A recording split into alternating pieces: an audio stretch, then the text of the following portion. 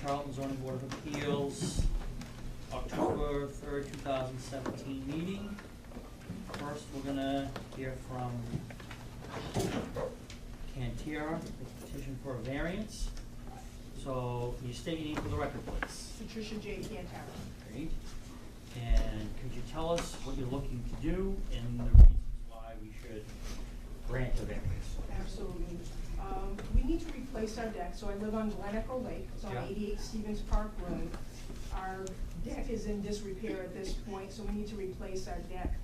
Currently, the deck that we have, it has because of each of the lots on Glen Echo Lake, they kind of look like a piece of pie. Yeah. So the current deck design in the style that we have, if you reference the site plan, it's got a kind of like a funny little jig in it. Yep.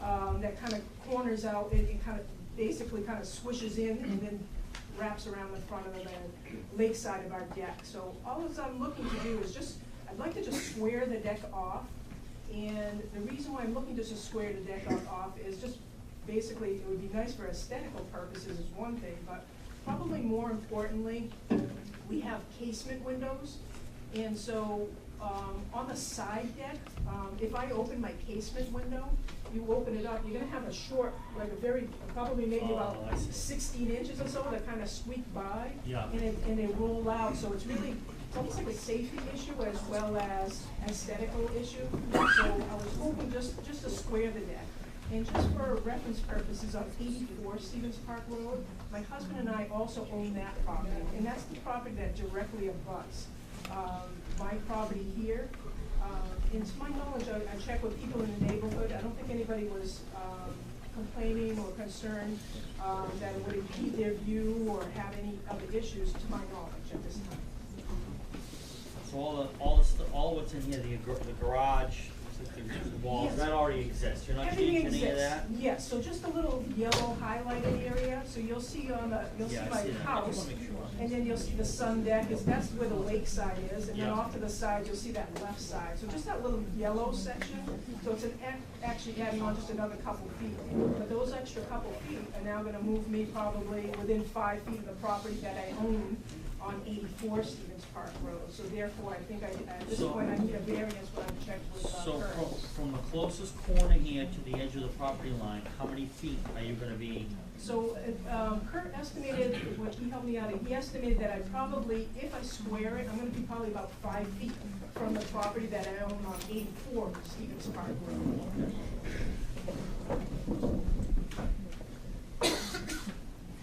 You guys have any questions? Isn't this a merge type of? No, the structure's on both lots. Okay, so- That's not an issue. Well, it would be an issue, so. Well, if you can always sell it. Yeah. Okay, I see. So that's, this is gonna stay with the land regardless. So I'm not looking at that. Rob, you have any questions for the Yeah, I do. applicant?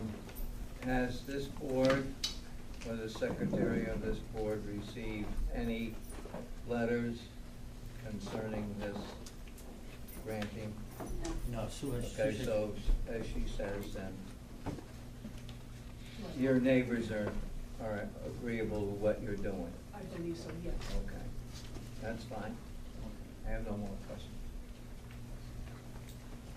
Rob? Bill? Aaron?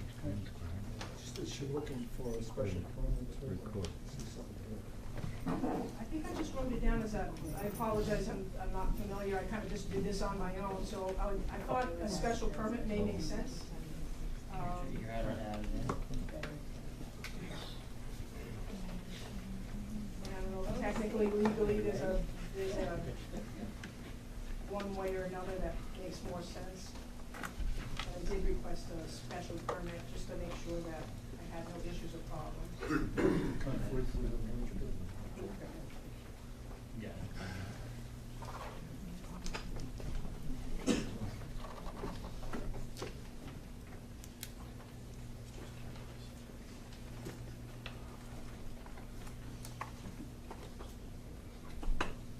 So there's a house on 84, is that correct? Yes, I have a house on 84, Okay. Stevens Park Road as well. Yes, and two separate lots. Who's living in 84 now? I'm renting it out to a young couple from the Pembroke area. One of the girls is a school teacher up at Sturbridge Charter School. And the other gentleman works for a large corporation that travels quite a bit.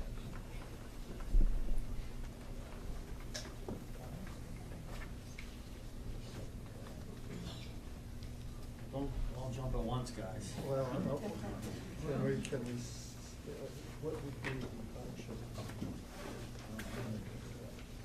So I thought the hardship may fell along the lines of when I have the casement issues, and you're trying to open your windows, it's more of a, I guess it's a safety issue. I guess, and I kind of grouped in maybe it's a hardship issue, because now I'm gonna be within, as we kind of estimated, within the 5 feet of the neighboring property. Even though I technically own it, it's still two separate lots, so. On the side here where you're gonna extend, is there an entrance and exit? Yes, so on the side where it says sun deck, I have sliders over Okay. there, so that goes out, and So- then in front of that is the lake. And then off to the side, you'll see kind of maybe before the yellow, going more towards the garage section, that's our main entry door. So right there is the main entry. And that one kind of bumps out basically where I was gonna keep the line in here with. So it bumps out there, that's where I can swing my entry door out, and you can exit through that entry door. Almost where it says 88, if you kind of look almost. This is right there, just right along that, where Yes. that line is on the grade line there. Yes, kind of like right about where that 88 is, right Okay. about there, that's where our main entry door is. So you have to have a deck there in order to get in and out of the house. Yes, yes, I Yeah, have to have two something. means of egress, and Yeah. yes. And so the other one is on the opposite side, where it's on the 92 Stevens Park Road, that's one. And then the other one is almost straight across, where it's kind of like above the way the TV is, that would be the second entry and exit for the home. Outside the deck, but on the deck side, on the lake side, I don't have stairs going down to the water or anything. That is just a straight up deck that's suspended out. So if you didn't have that side there, the only way you could get on and off the deck is through the house. Correct, yes. So you can access the deck through that side from the ground then? Yes, so, on the, kind of like above the 88, on the 88 side, kind of Right. off to that side, yes, but not from the lake side where it says sun deck. Yeah. You can't exit, You you can't. can't enter or exit that area, without going through the house.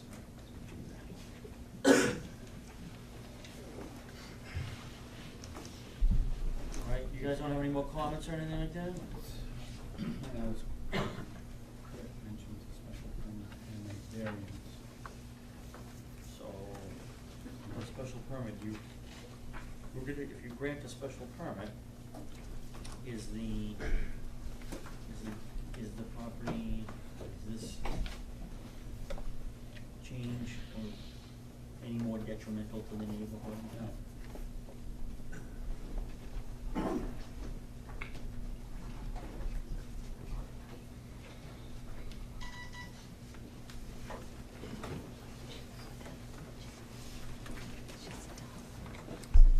All right, so, comments, we'll hear from the zoning enforcement officer / building inspector, Kurt Meskis. If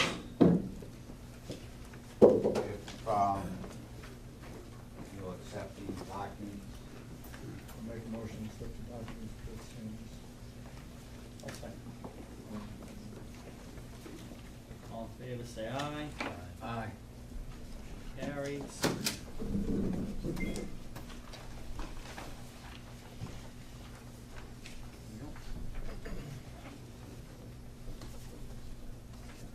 So, gentlemen, ladies, Kurt Meskis, zoning enforcement officer. As I usually do in these cases, I visited the site to provide you with some photos of the area.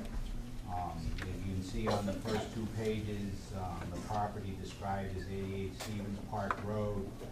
I will mention that this garage addition was the subject of a special permit and variance a number of years ago that this board granted, just for historical reasons.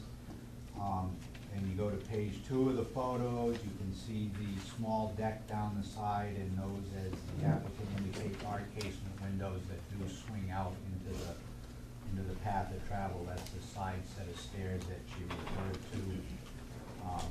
You can see in the next picture 84 Stevens Park Road, and the house, which I would guess would be about 82.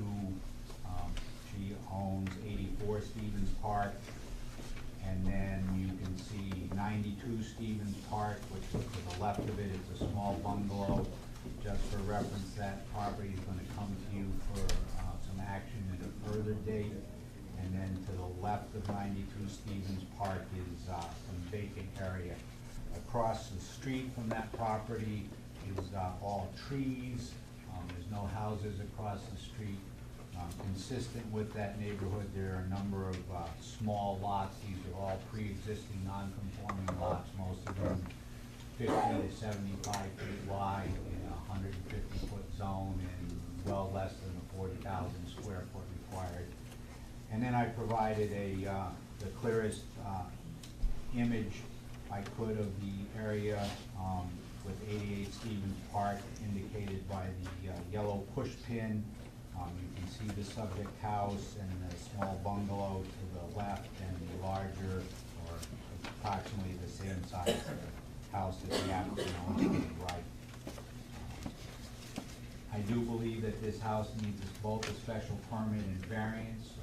It is a pre-existing non-conformity, so that would require a special permit, and it would require a variance because we're encroaching even further into the setbacks. So that's the facts of the property as they stand. I have really no opinion as whether or not this should be granted. I have no, either caution about it or, resounding sure, let's do it. It's a procedural issue that your board needs to determine if, and with any input from any neighbors that may be concerned about it. Okay. Are there any abutters, members of the public who want to speak on this? You're all waiting for the next one?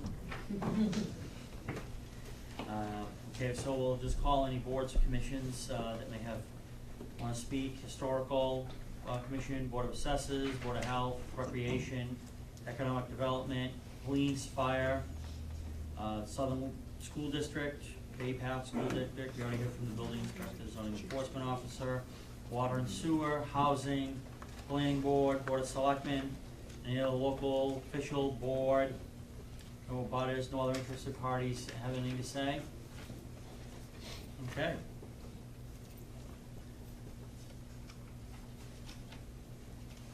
So, does someone want to make a motion to close the open hearing portion of the request? Second. All in favor, say aye. Aye. Motion carries. Gentlemen, what do you think for the variance and the special permit? I agree. You think it's okay? Yep. What do you think the hardship is? They meets the requirements. Well, it's the gradient that goes down to the water, depends on, he's making a serious egress. That's what I was thinking that,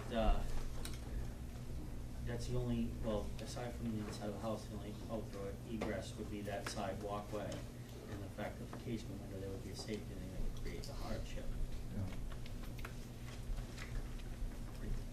And I don't think that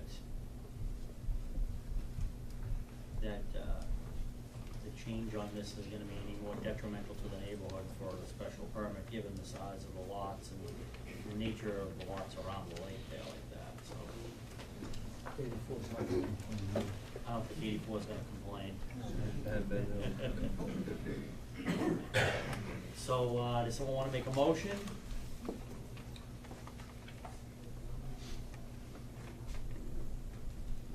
to make a motion?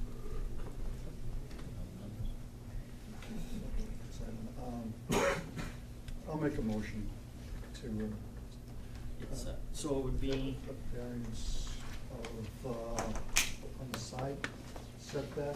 oh yeah, on the, it's the southerly side of the property there for the purposes of the shed. She wants a total of what, 10 feet? I don't have them.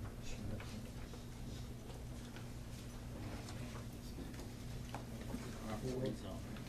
So the required setback on that side would be 15 feet. So it'd be 10, should be 5. It'd be a 10-foot side setback Okay, variance the 10 feet. on the southerly side. On the southerly side. You need 90 for the rear?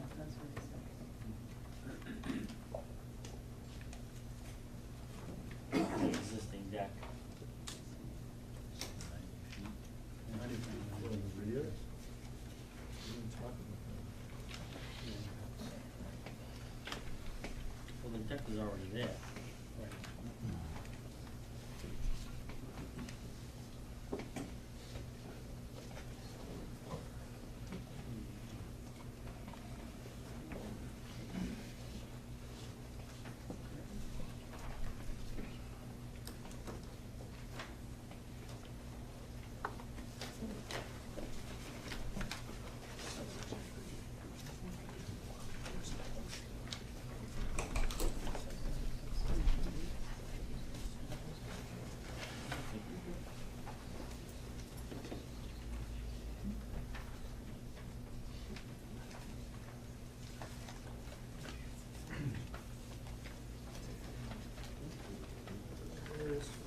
Maybe it's the street I frontage. think we moved down 90 because of the, I think when I applied originally for the building, it may have been. What do you need to know, Frank? Oh, it's 90 on the application. Front setback is 30 feet. Right. Rear side and lakeside setback is 30 feet. And two sides are 15. So where's the 90 come from? Maybe my, when I was walking. I mean, I misread the information on what I needed to hear. that. So does she need a rear setback?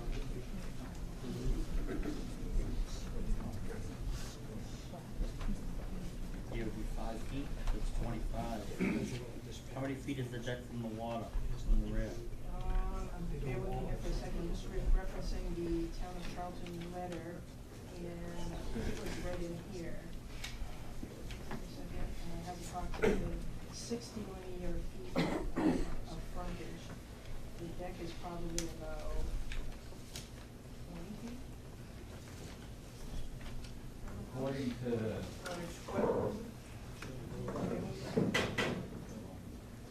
According to the plan that she submitted, Chairman, it's showing 25 feet In that corner.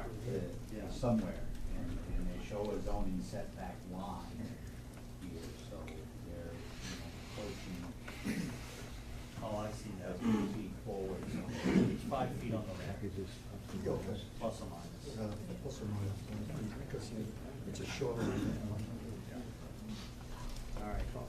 And do we need a special permit? You making a motion? Yes.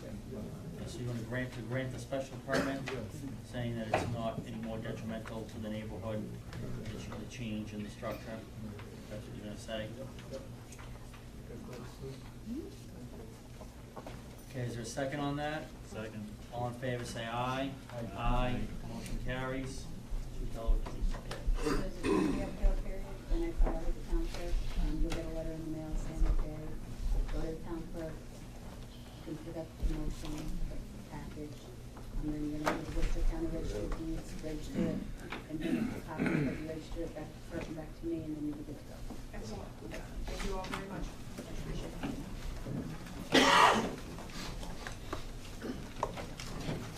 Next on the agenda is the continuation of the appeal from the cease and desist letter dated June 27th, 2017.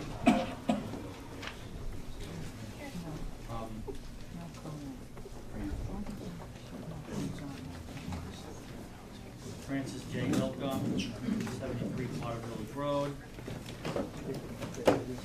So, at the closing of the last meeting, we heard from the applicant. We heard from the applicant on why the cease and desist should be overturned. At this time, I'm gonna open it up to any public comments, any interested parties or abutters, that have anything to say. What I'd ask is this, is that there's a lot of people here, for this room, that if you'd like to say something, please do it in an orderly fashion. Come up to the podium, make your statement, or if you have any information that you wanna give to the board, that's absolutely fine. And please let whoever's speaking at the podium, have their say. I am not going to tell anyone that they can't speak. Anyone that has anything wants to say about the cease and desist letter, I'll allow everyone to speak. So you can, whoever wants to come up, come right up. Just state your name for the record. Paul Folsom, 68 of Putnam Road. Okay? Like to make a motion to the chair that you consider whether or not the cease and desist order is ripe for appeal based on contradictory language contained within the cease and desist order itself. I'd like to also enter this information that might help. I'll make a motion to accept this information. You have copies, Harry? Yes, I have copies.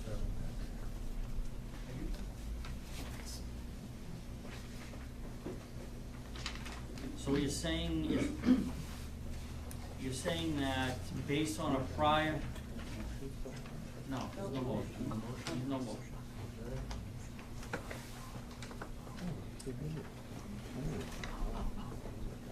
According to the information I just gave you, based on Superior Court decision just handed down by Judge Billings, where he, in the cease and desist order, Mr. Meskis first starts off by calling it a notice of determination on the facts that he gathered. But later on, within the same document, page 5, paragraph 20, he refers to it as an opinion. Now, in the ruling in the Superior Court, the judge ruled that opinions cannot be appealed, and therefore he wouldn't allow any appeal to the motion in that case, which was 508 in the town.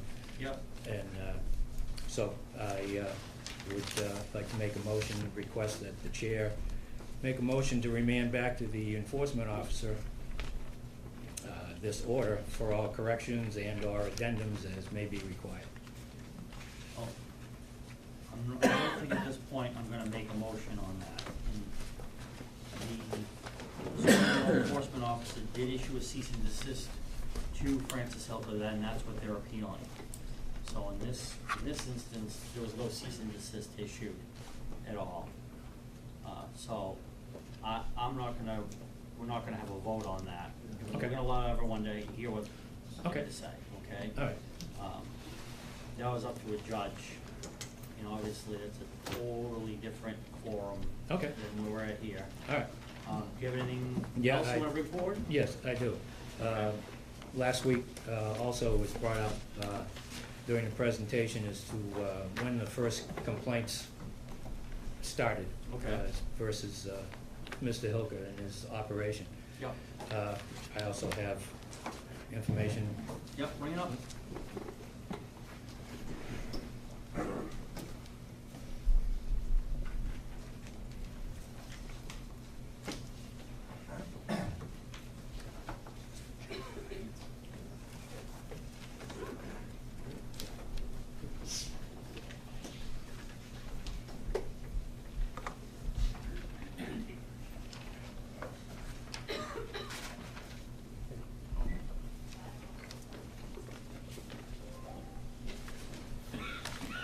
See, the first item that dates back to 1986, when the Corps of Engineers first started having issues with Mr. Helker and property boundaries. The next would be in 1990, issued by the Department of Environmental Protection here in the state, where they cite for filling and altering areas subject to Mass General laws, subject to Section 131, Section 40, without a valid order of conditions, and the department determined that the activity described above is in violation of the Wetlands Protection Act. And the said activity does not protect the interests of the Wetlands Protection Act. Next item is 2006, from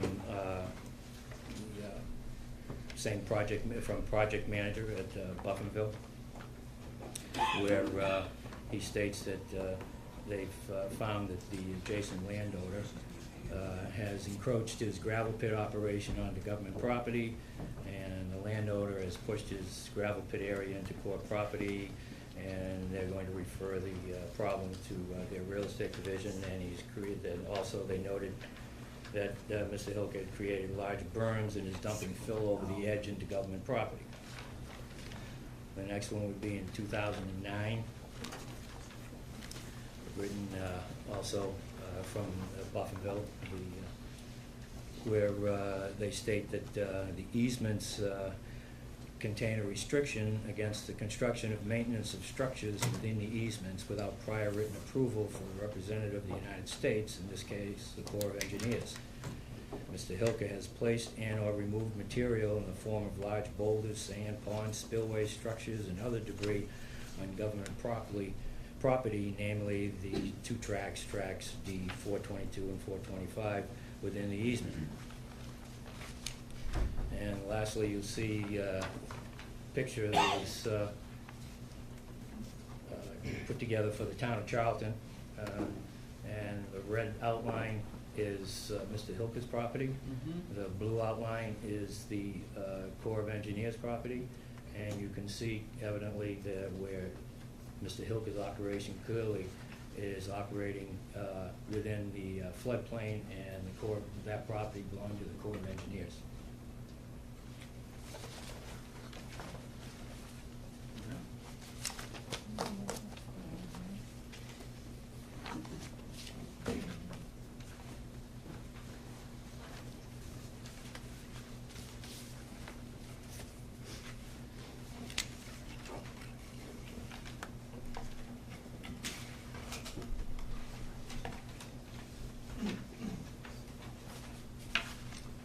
Those are my 2 points that I wanted to bring forward. Thank you.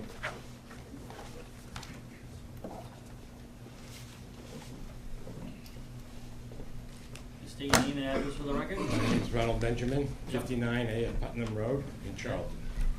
And I'd like to make a motion that the chair recognize and put into evidence some documents that I have. Bring them up.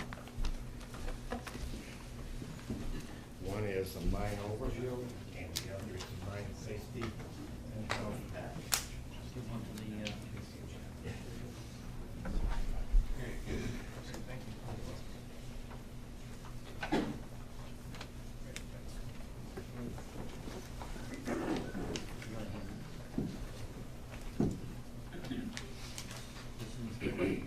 Yes.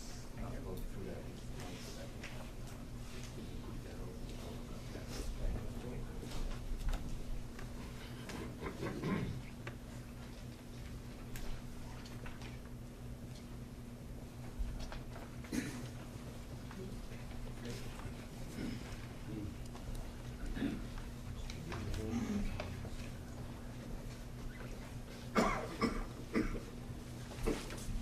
If you refer to the injury hours and recorded production totals, you'll see that Hilke Construction did not exist in 2005 and 2006, as they recorded nothing to the government on the mine overview.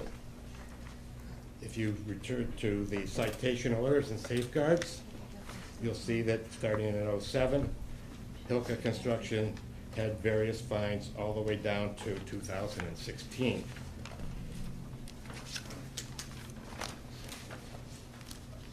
The mine health safety specifically states in section 104 that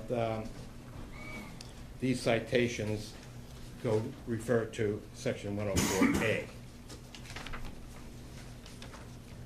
The procedure of enforcement is in 105, where he can be fined various things. Basically, that's what I have on that. I have one other thing that I'd like to present to the board to make a motion to approve it, and that's addition of detentions. Now, I'm going to pass this out.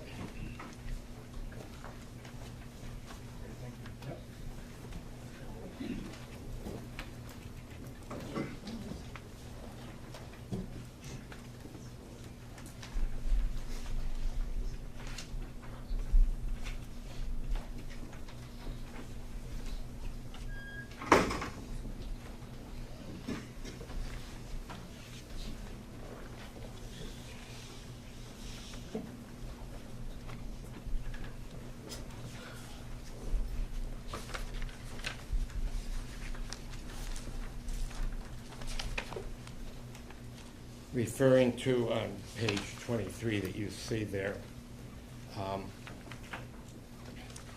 and go to 24, on detentions were not allowed except for dwellings within the buffer area provided year-round screening is maintained.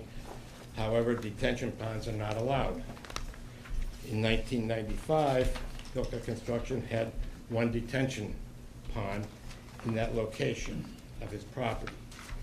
Google Earth has in 2015, he now has 5.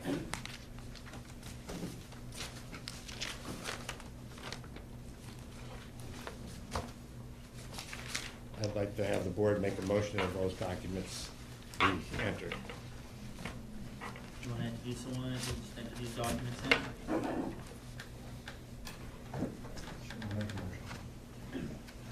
Second? All in favor, say aye. Aye. Thank you.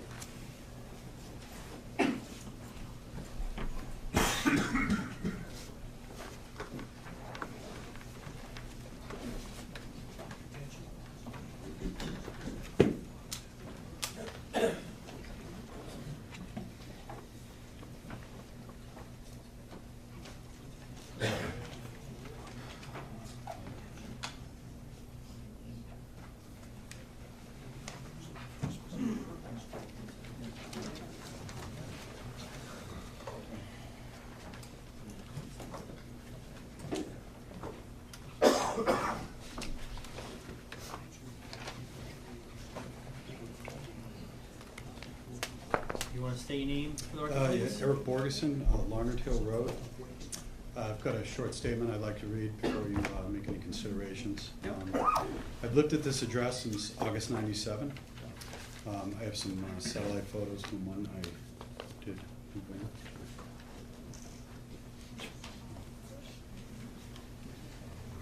Want to sue?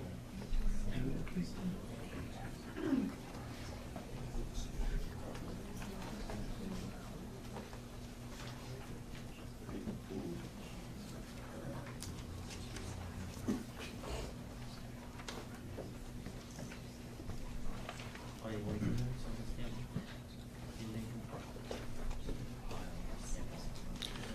Prior to purchasing the land, I inquired about the land behind my house, which you can see from the first picture is all wooded.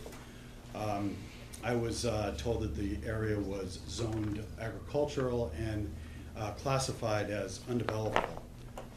And I have that here. Showing that up until 2012, it was classified as a 132 undevelopable. Where does the 132 come from? 132 is the classification for undevelopable. From the town assessor? Yes.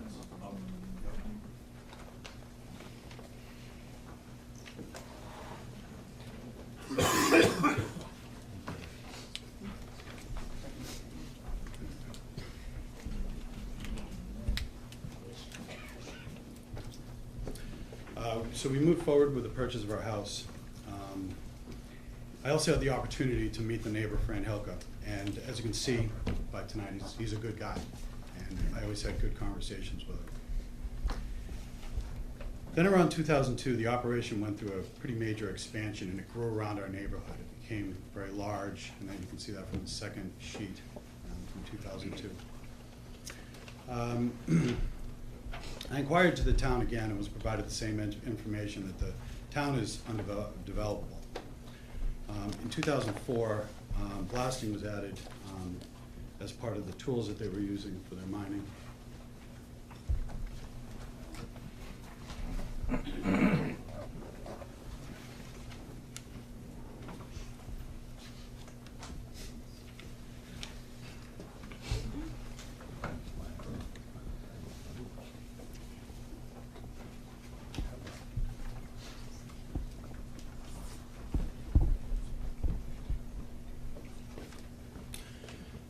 The blasting was added to the tools in the operation.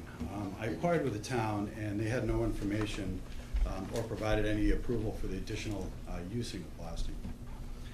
In January of 2016, just last year, without notice, we were woken in the early morning before the sun was up with what I can describe as gigantic equipment removing trees behind our swing set where my children play.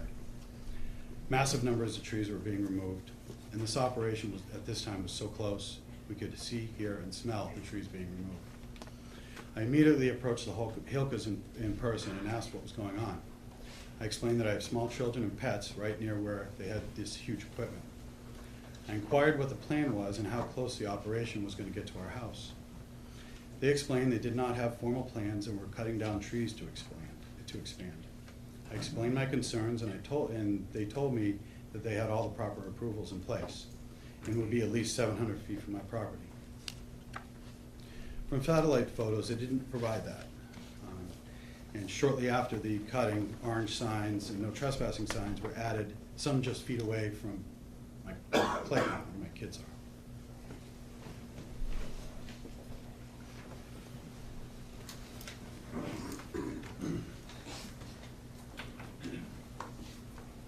So it shows my house and the operation of this unit.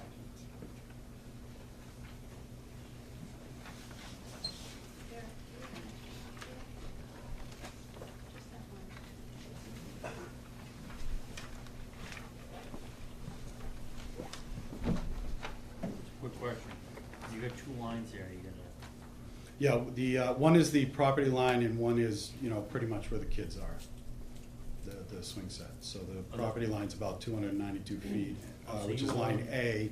Upper left-hand corner will just describes it. oh, So shortly after the trees were taken down, no trespassers signs were put up. And I was very surprised to see actually how close they could potentially come. This increased our concern on how close they would get. With this concern, I inquired at the town hall, who had little or no information of the operation or expansion. I spent some time getting the runaround and started researching it, as no one in the town could really provide information about what was going on. What I found was that according to our bylaws, that any change or expansion of an operation that existing during the implementation of our 87 bylaws was not allowed to expand without a special permit. That's section 200, 3.4, subsection C1 and C5, which Kurt refers to in the cease and desist. I have a copy of that, but I'm hoping you guys have that stuff as well. I found some supporting case law as well, which I can provide if you'd like. And further research revealed that there was no special permit issued. This expansion, just last year, has removed the acoustical, visual, and environmental buffer that was between my house and this heavy industrial operations. Since the expansion, there's certain activities that are so close and so loud that we can't have our windows open during the day. It's often hard to have a phone conversation with the windows open. Our household is now woken up before the sun to the sounds of the equipment and the heavy activities of this heavy industry. Since the removal of this buffer, odors from the equipment enter our yard. We have been grievously affected by this expansion, and unless the board acts to our bylaws, I expect it to get worse for myself and other neighbors. I'm simply requesting that we follow the rules put forth in our zoning bylaws. This operation is liked by many in our community. It would be reasonable to expect to simply limit the operation to the footprint in the existence when the bylaws were adopted. At that time, they did not affect the neighborhood in the ways they are today. And they had a good thing going. They've just come too close to our houses, just simply too close. I would request the board enter that information that I provided to you in evidence. Yep.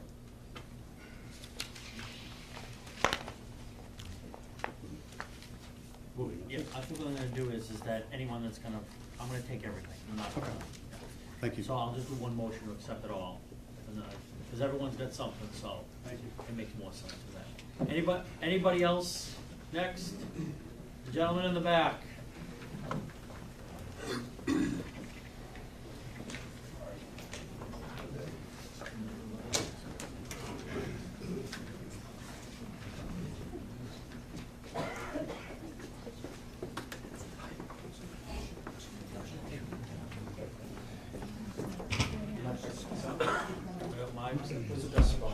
Whatever you'd like. I don't want to block anybody's view. You wanna do it on the side over there? You can do it. Why don't you do it? You know, that way everyone can kinda see it. Yeah, yeah. That makes sense. You guys okay if you don't see it?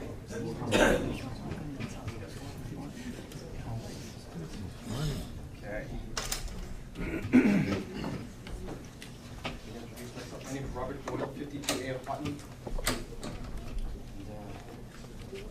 I guess I'm Appendix A.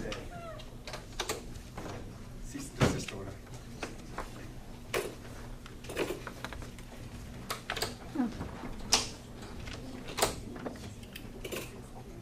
Give you a little back history on this.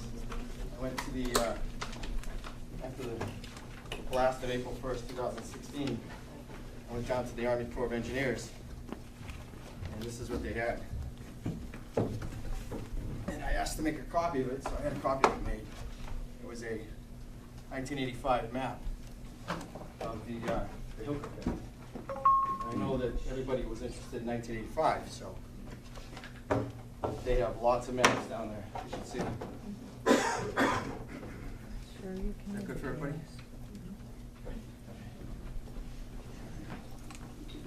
They have a,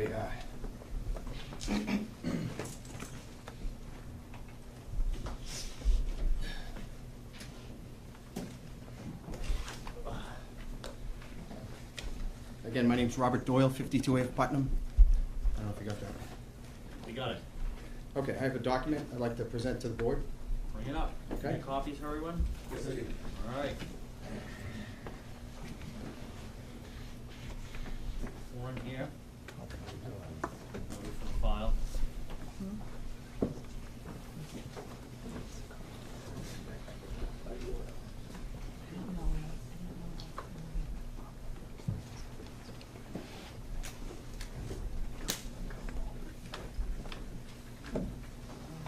Two or one? I get two.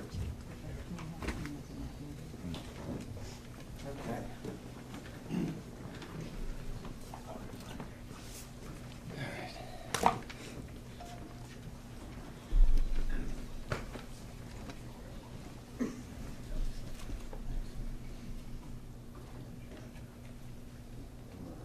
Different map of one.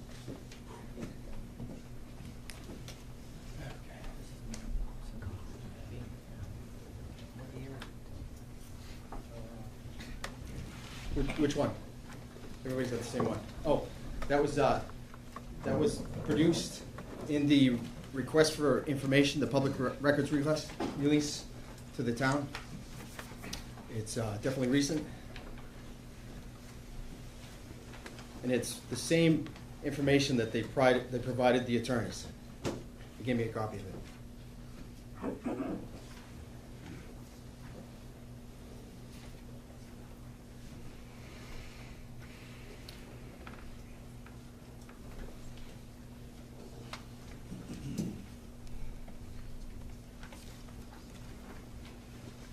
Okay, go ahead.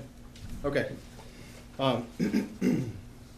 In accordance with the Charlton bylaws, subsection 200-3-4C1, unlawful extension of use, the unlawful extension of the non-conforming heavy industrial use sand and gravel mine, as you can see right there, heavy industrial use is on page 5 of the zoning.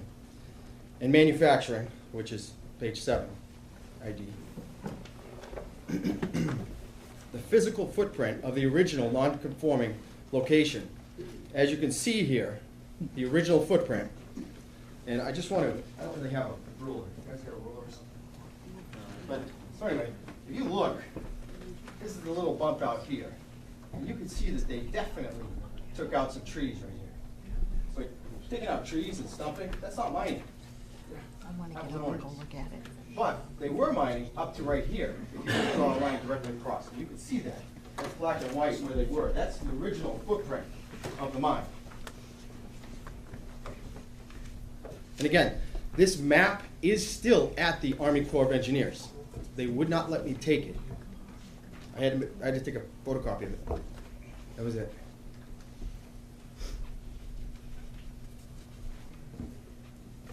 Okay. Okay. So as you can see, with going back to the very last page in the handout I just gave you. There's been a significant extension of use. I mean, we're talking, let's go over here. They're all the way to here, and they're all the way up here. When you go to the island, they're beyond the islands. So the island is a good reference point. Got a little class on this from the Army Corps of Engineers. You go right across, and there's your reference point. You can see that this is their original footprint. And they've gone from here, sorry, go ahead. Yeah, oh, I can turn it.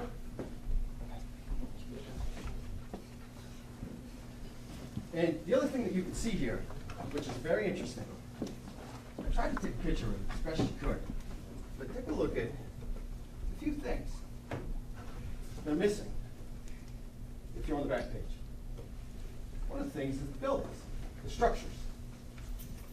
The other things are the dam wall right here, which is their retention ponds, for their siltation ponds. I got it right. And you can see what's missing is all the containers over here on your left hand. I go right down, sorry. I can see. And you can see that the actual rock crusher processing right there has 2 belts coming off. Now, if you go to the page before, you might have a little more than 2 belts coming off. There might be more than one processing belt. And the other thing you can see is what's there in addition of the building. It's right on the front of the road. It's a huge maintenance shop.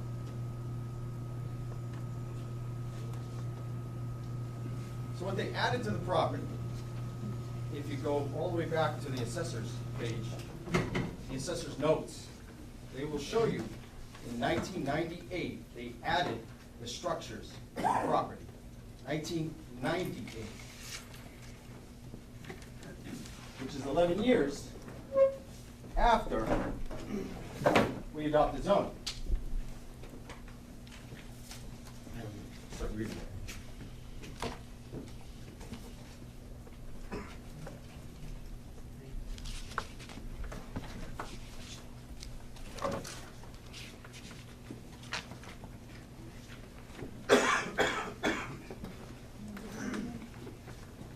Sorry, just letting you scroll through. Yeah, that's fine. So if you go to the assessors, it's 84C5. Right there in the notes. Left-hand side, center of the page. So to anybody here, if you go down to the assessor's office, you can get this. They just print a copy off for you. And they have notes about your property. If you added a structure, you added a garage, you added a building, you added anything to it. Well, the laws are crystal clear about this. And just like the attorneys went over, Chuckram v. What was it? Chuckram v. what? Bridgewater? Chuckram v. Bridgewater. You can't add structures. You can't add things to the property.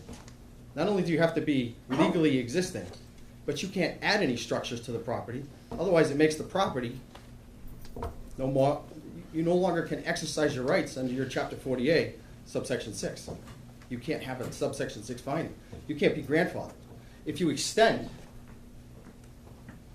all the way up to here, you can't be grandfathered. If you add on additional accessory use of blasting, I have the blasting permits. I know we had a question about who was the original blasting company. It was a New Hampshire company. I have the permits here, if you need them. I did a records request. Got all the permits. The earliest permit that Charlton has is 2004. Chief?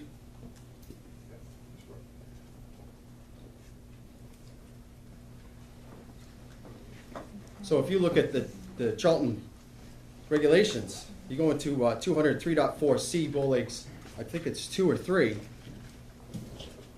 There's a 2-year limit of use. And I understand that they would have to forego, but if that use was never present lawfully, they cannot claim that that use is there. So, I'd like to first go off with the addition of the structures on the locus.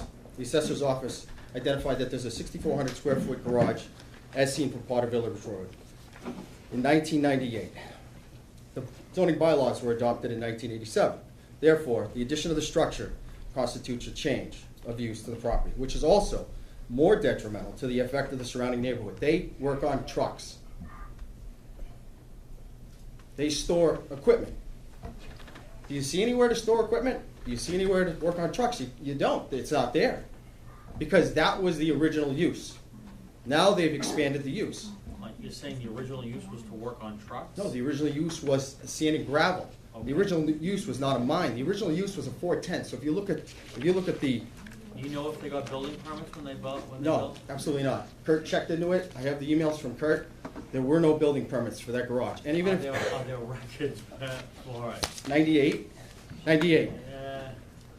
I understand what you're saying, but the law is crystal clear about this right here. If you go to the back side of the first page. On the Patriot Properties, it's listed. No, there's, Kurt, is there any building permits for that garage? I mean, he's here, we can ask him. I cannot conclusively say whether or not there were building permits issued in that era because I don't know where the records are. So, if you go to, that might be for the other structures. Doesn't identify the 1998. 1998, Go ahead, keep going. storage building, Yep. 4/14/1998. And Permit That's a- number 847C549. And is that a change of use, getting a building permit?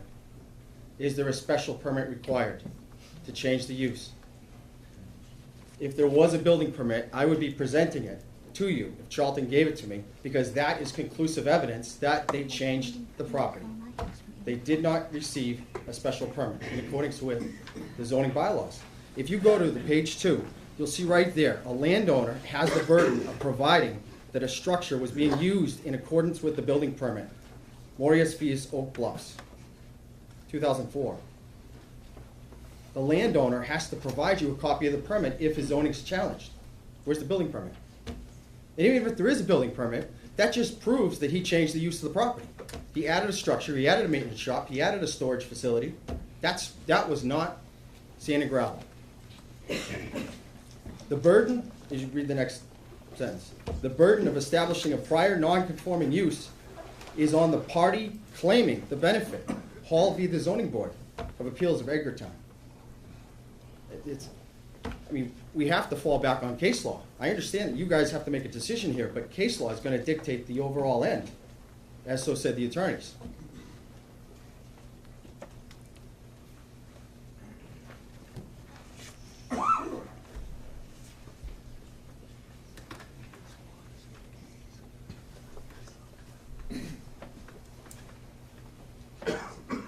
If you read paragraph number 3.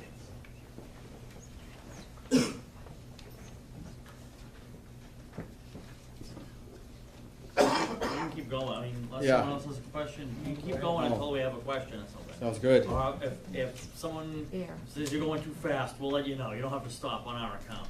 Sorry, just I That's no see you problem. flipping pages. My bad. As previously stated, the building is established, excuse me, the burden of establishing a prior non-conforming use is on the party claiming the benefit. When you look at Hall v. Zoning Board of Appeals of Edgartown, 1990, I gave you the full case citation so you can reference it. Therefore, the appellants shoulder the burden of showing that they are entitled to enjoy the protections of the statutes of Chapter 40A, subsection 6. They're burdened with showing. I haven't seen any proof yet. What I see is a 1985 map right here that everybody's saying that they took out trees. Absolutely, they took out trees. They were not mining that area in 1985. You can see the next page forward, I think it's a 1995 map. The structure was not there.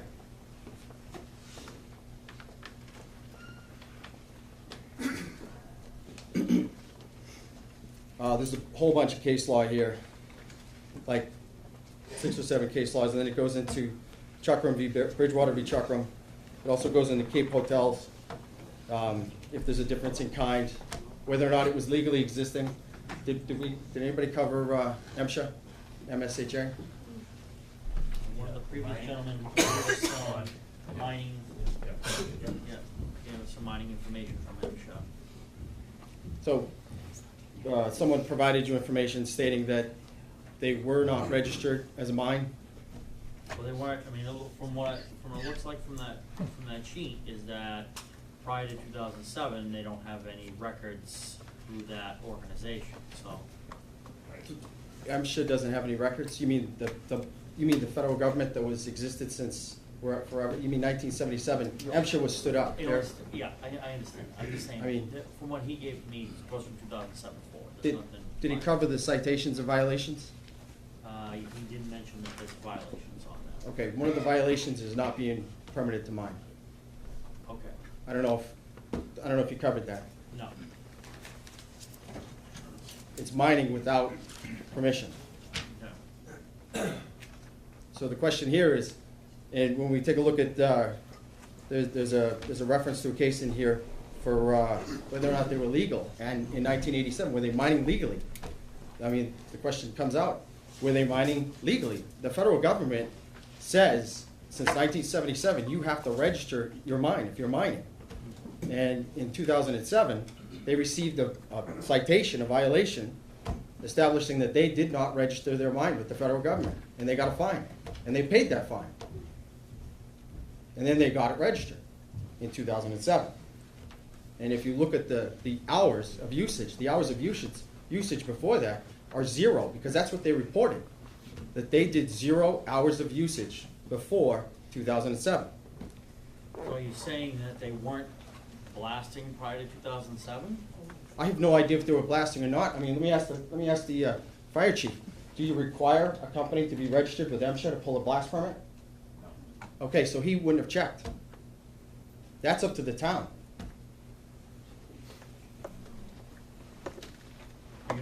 You're not making, you don't know one way or the other either. No, absolutely. I can go into my bag and I can show you blast permits from 2004 forward, but before 2000. Do you guys need copies of those?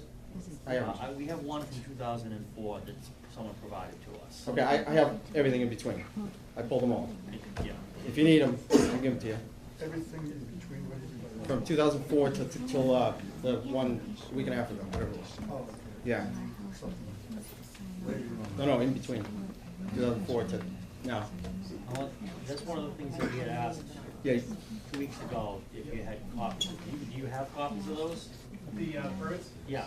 Yeah, I brought them through. Okay, so he's got them, he's gonna provide all the permits. Very, very nice. Does he have the earliest permit? I have whatever the town gave. Oh, okay. So if they gave the same thing, we have the same copy. Okay. So to that. You Okay. can compare them, I have an extra copy. No. I got extras here too. I mean, they give, everything's on digits, so if you guys need it electronically, I can give it to you electronically.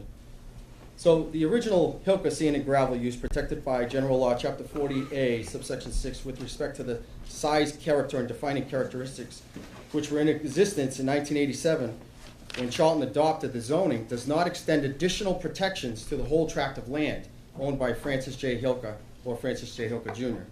Could change it. Or used for profit by the Hilka Corporation. And there's a case citation in there. So in other words, that's it. You can't give them extra. That's all they get, is what's on the picture there. Unless they can prove that they were doing more in that year.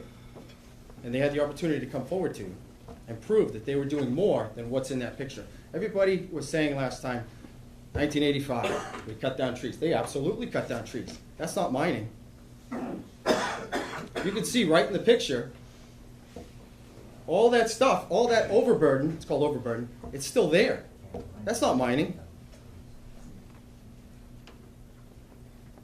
There's no faces. In other words, there's no cliff faces where they were blasting. And if they were blasting, they were doing it without a permit. And that obviously is going to be on the board to decide whether or not that was even lawful, if they were blasting. But how do you even prove it? Because that falls into the hearsay.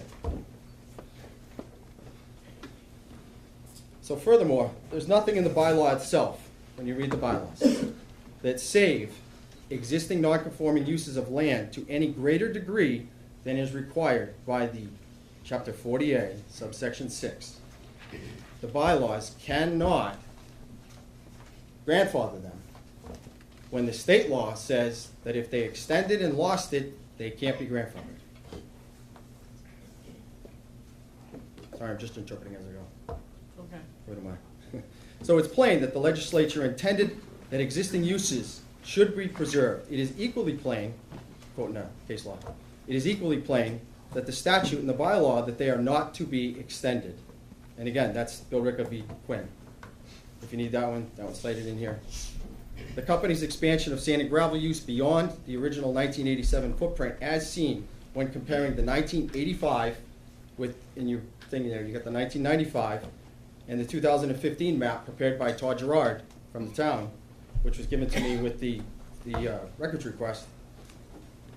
It is unlawful when applying the minimum tolerance which must be given to non-conforming uses, and that is another case law, Chilton v. Zoning Board of Appeals of Attleboro. Therefore, any extension from that pre-existing use of sand and gravel, which you have a picture of that in your handout, should be requiring of an earth removal permit from whenever it was, or a special permit from whenever it was that they started to extend. And the bottom line here, I mean, okay, yeah, you extend, but there's structures now, there's buildings. I mean, there's so many case laws that support. They lost their Section 6 finding. They don't have it. Why would the construction of a building create a separate use? That's a great question. Case law and judges have decided that, and if you need, I can reference that exactly. On this case, in this instance, they built a storage building in 1998. They were storing equipment, trucks in that building. The equipment and trucks were being used for sand and gravel. How is that a change in use? I'm not saying anything but this is the American dream. Unfortunately, they did not get a special permit. They expanded beyond the protection of the statute. I'm not saying that I disagree with having a storage building. They should have got the permits, they should have got a special permit, they should have asked Charlton to expand the use. I'm not saying that they shouldn't have a storage. I mean, that just makes sense, but you gotta do it legally, you gotta do it lawfully. You gotta do it by the book. And when you break the rules, when you're speeding, you get a ticket. And in this case, you lose your grandfathering. You have to pull permits, you have to do it by the rules, you have to pull additional permits. You gotta do it by the rules. So the Hilker Construction Company, they've extended beyond the protections of General Law, Chapter subsection 6, because the Section 6 exemption cannot be based on a false premise. What that means, and that's Cumberland Farms. Cumberland Farms, they buried 3 fuel tanks when they were supposed to have 2. In other words, they extended their use. You think, okay, so what? But they lost their grandfather. Because they requested a special permit on the 3 tanks. They're going to potentially request a special permit or a grandfathering, a Section 650, when they've extended. So this makes it a false premise. So they're saying that they've never extended, which is what they said a couple weeks ago. This map is crystal clear, black and white, that they've obviously extended. a lot, not a little bit, substantially. These actions are a direct violation of subsection 200, 3.4C, and/or the general laws under 40, subsection 21, 17, the general laws 40, subsection 6. Therefore, I request the zoning board of appeals to uphold the cease and desist order and not enter a 40A subsection 6 finding for the appellants. Now, have we also discussed whether or not this is ripe for appeal? That's not, This is the appeal. the appeal. But didn't you review it to see if it was, if the contradictory language in the cease and desist made it ripe for, to even be That's- seen in front of you? That's not, yeah, we're not gonna make that determination. Who makes that determination? If a party, after we make our decision, decides to bring it to a court of competent jurisdiction, then that's who would make that decision on whether it was right or not. If you turn to this page, which is codes, tax codes.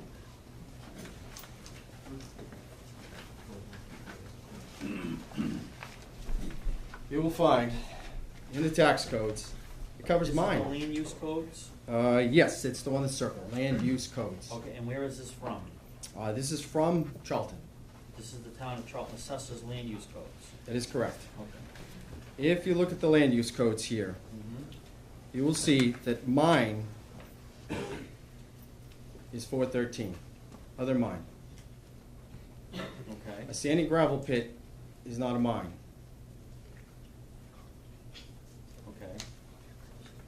Okay. So you'll also see, if you flip it back one page, they are code 410, Right. a sand and gravel pit. And if you look at their appeal establishes that they are seeking protection as a mine, as a non-expanded mine.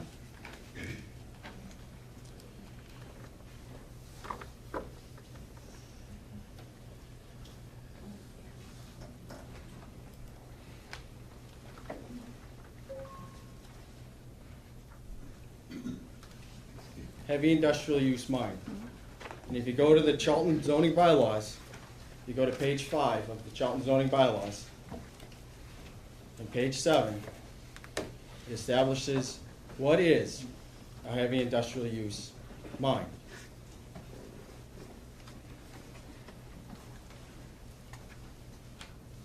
Not what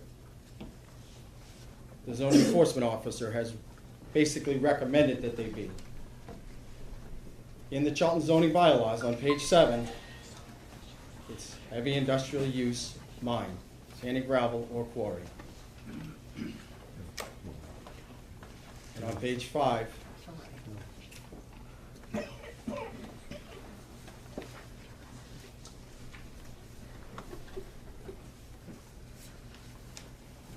need it, I give it to you.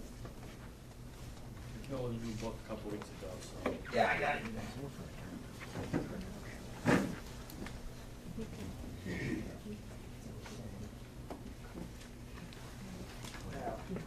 Page 5 and 7. It's on my brief.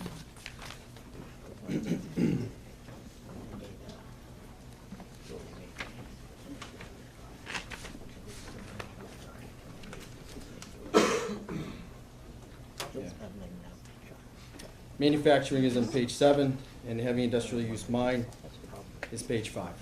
And I'm backwards, sorry. So if you go to the front page of the brief, It's on the bottom, it's the note citation, number 1 is the 2. Okay, thank you. Yeah. it's on the bottom.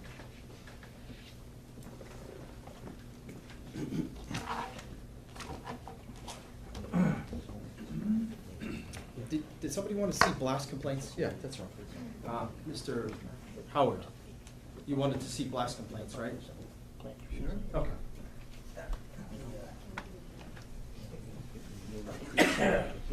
May I? Yeah, do you have copies? Absolutely.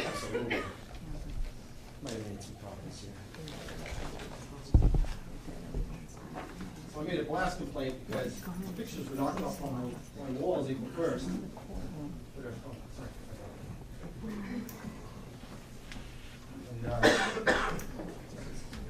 You were living in this property for how long? yeah, 2013. Yeah. You've had blast complaints since then? I was going to the VA a lot for my lungs. I got wounded, injured in Iraq. And so, I was not, home a lot. I had to go in for a real lot of, x-rays. It was like, at least once a week I was going in for x-rays. And, So I would leave in the morning, go to the VA. I had to go to Boston where the specialist was, and so I documented some pictures, and I think the chief had dispatched the inspector. What is this? That is a crack, that is a plate that, we have those plate holders. So dishes got knocked out of the wall of the kitchen, which is on the back side of the building. And the, What year was your house built? what's that again? What year was your house built? 72, I believe. 72? 1972, yeah. It didn't come with broken dishes, if that's what you're asking. The house built in 72 settles a lot. Oh, I believe it does, but I don't think the dishes fall off the walls. Settled all the way now. What's that? Should be settled all the way by now. Oh, you think so? I would think so. I don't know, but there was an intermittent case also. If you saw the picture of the intermittent case, the intermittent case is from my wife's grandfather. The flag, when he was buried, that also came off the wall, smashed, and I had a newborn daughter, and it's a little scary to have a child walking around, crawling around the floor. And, Did you file for damages? that's a great question. Yes, I did. I filed for damages. The insurance company sent out an unlicensed and unregistered and uninsured engineer How do you know that? because I called the state of Massachusetts. What were their findings? I sent them away because the state of Massachusetts said send them off your property. They do not have the right to perform engineering on your property. So did you get someone that was qualified? I asked the company to send them back out, and the company is no longer returning my calls. The insurance company, it's out of like Pennsylvania or whatever. And yes. And then my neighbor across the street just handed this to me on the way in, and this is there's 10 copies of it. There's separate pages. It looks like. Yeah. So this is from police. Leah, right across the street. She also did a blast complaint. Just to show you. Have a copy for the file? Oh. We'll just make one more page.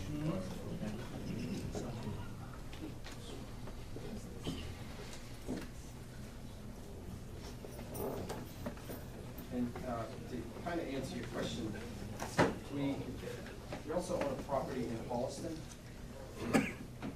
And Who's we? my wife and I, well, it's actually my wife's, to be honest with you.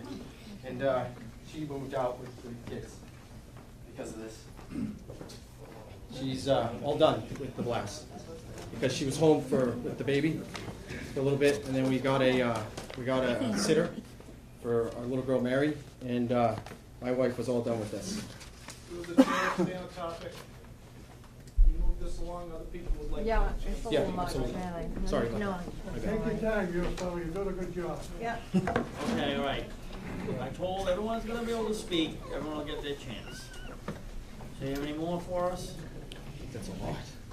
Do you guys, what do you want to do with that? Do you want me It's to? all yours, we're not keeping it. All right. We gave us a picture of it, that's absolutely fine. I did give you a picture of it. Right. Okay, Yeah. all right. All right, good. I will wrap it up. Thanks, guys. Thank you.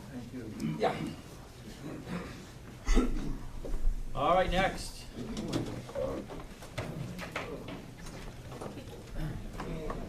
My name is Walter Bayless, but I don't have no papers, I don't know too much of this That's quite all right. rigmarole, but I know from Mr. Hilka, You just give us your address. 35 Colburn Road, Okay, and Mr. Hilka and his dad, I used to work in the highway department. yeah, Used to get sand and haul out of the pit, but I remember when the flood came in 1955, the Corps of Engineers took a lot of land by eminent domain. yeah. Possibly, they might have taken some of their property at that time and moved it around. But this gentleman that was just up here talked about his buildings and all that. Yeah. He has to work on his equipment. I think he lives on A.F. Putnam Road, this gentleman, but 52. you ought to clean up your own mess out there. Your children.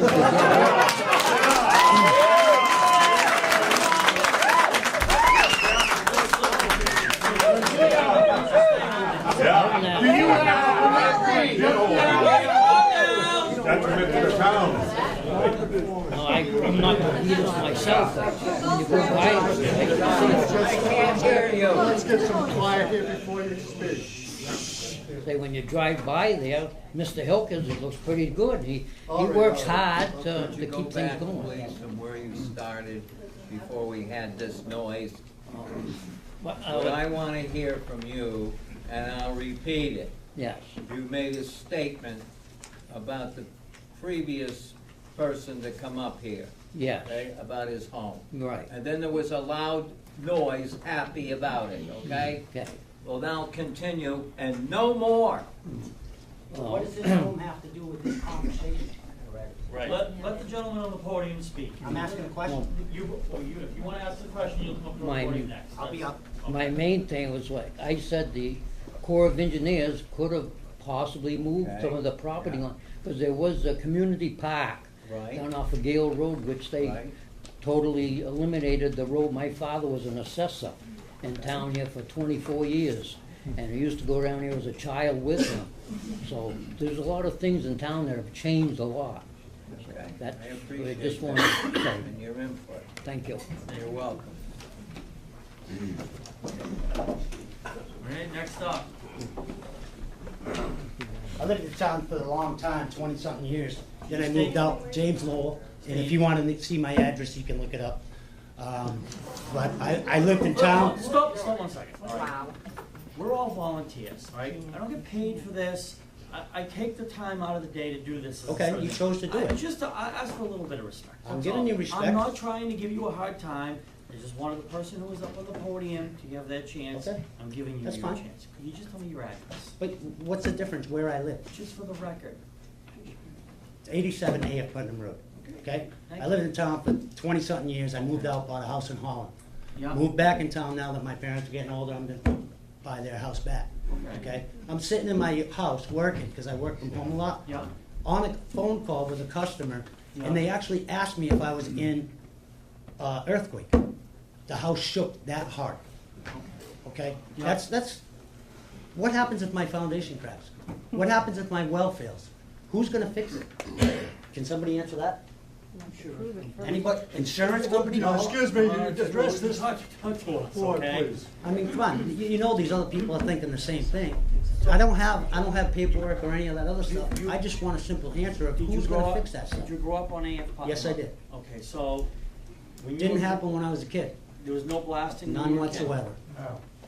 None. So when did the blasting start then? After I moved out, I'd say late 90s. What year did you move out? I moved out of my house, actually, I never moved out of my house till probably mid-90s. Okay, I traveled for a living after high school, was back and forth every 3 or 4 months. And you never heard Never, blasting ever. before? None. Okay, thank you. So, Yeah. you know, my question, is, again, who's responsible if all of a sudden I get a crack in the foundation, We're water's just coming doing in, zoning or here. my wells Responsibility leaking? goes someplace else. What's that? We're just doing zoning here. Yeah. Thank It still you has to very have an much. answer. Thank you very much. If we had an answer, we don't have an answer for you. All right, next up. Hi, I'm David Ellis. I live at 92 A.F. Putnam Road. Yep. The property that I live on has been in the family since 1895 and borders the floodplain. Much of Buffinville Dam is my great-grandparents' farm, much of the flood zone, what has been taken away and flooded. The land is clearly marked as to where the floodplain is by the Army Corps of Engineers. There are plaques on trees. Yeah. There are implants in the ground. As far as the blasting, I've lived on A.F. Putnam Road most of my life. Yep. It's not detectable for many of the neighbors because it happens most of the time in the middle of the day when they're all at work.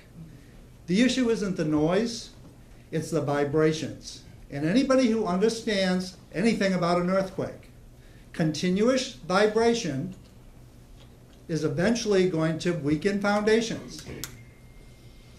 And they happen more frequently than most of the neighbors are aware. My sister, who is in a butter that lives at 3 Larned Hill Road, was unfortunately not able to come tonight. She had her house repaired last year, all the cracks sealed, the interior repainted. They have all again reopened. Now, a claim was not filed. However, she's in the position that they're getting ready to retire and relocate. That means that when it comes time to sell their property, and they built when the house was built, when Putnam's lost the farm, that was a farm, it's now a residential area, where the sandbank is and the mine was not extended to where it is today. If you drive by car from my house to where Hilka Sandbank is, it's probably 3 miles. If you walk down across the back, what used to be the backfield, it's where my grandfather used to exercise the horses. So 92A of Putnam Road is quite a ways from the entrance to Hilka Sandbank by road. But when you come across through it's not. And the issue comes, I've retired, I now experience at least 6 times this summer vibrations so severe that it's like being in an earthquake, and I have experienced an earthquake firsthand. So extended ongoing blast is going to eventually damage property. The change to the environment is going to affect resale values. So that is detrimental to all of the property owners.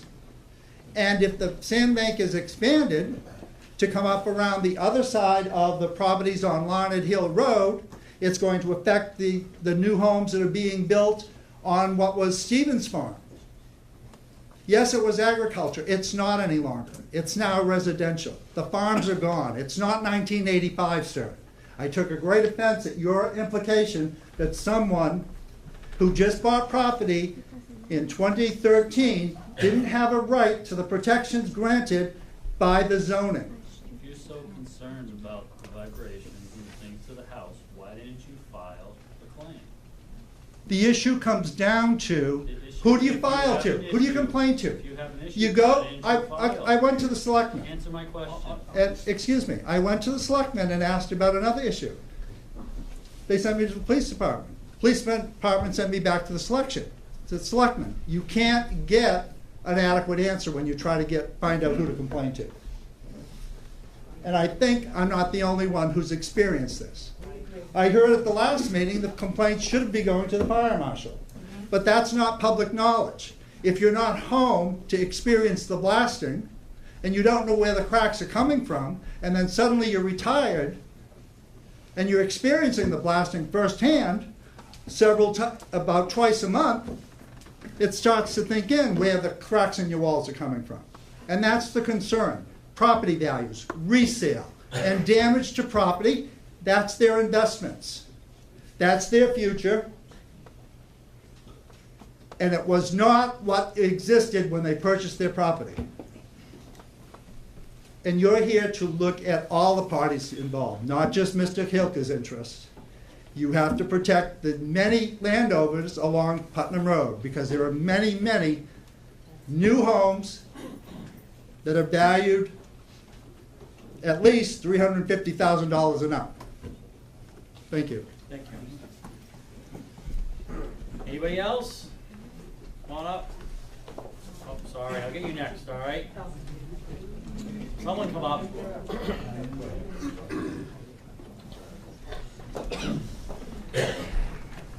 Hello, I'm Lori Natale, 62A of Putnam. Steve Natale, 62A of Putnam.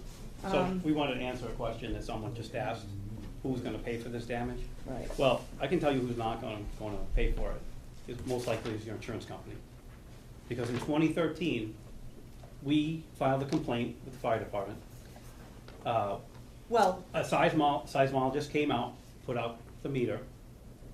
well, we didn't know what to do at first, so, Well, so anyway, the problem. let me finish, please. So anyway, Go ahead. so after that, we got the results, but we don't know what the results are. There's no cracks in my foundation right now, right? But the question that I had in my mind was, when it does, or if it does happen, who will pay for it, just like the gentleman just said. Right. Right? Well, after getting off the phone with my insurance company, Metropolitan, they must have misunderstood and thought that we were telling them that we do have cracks.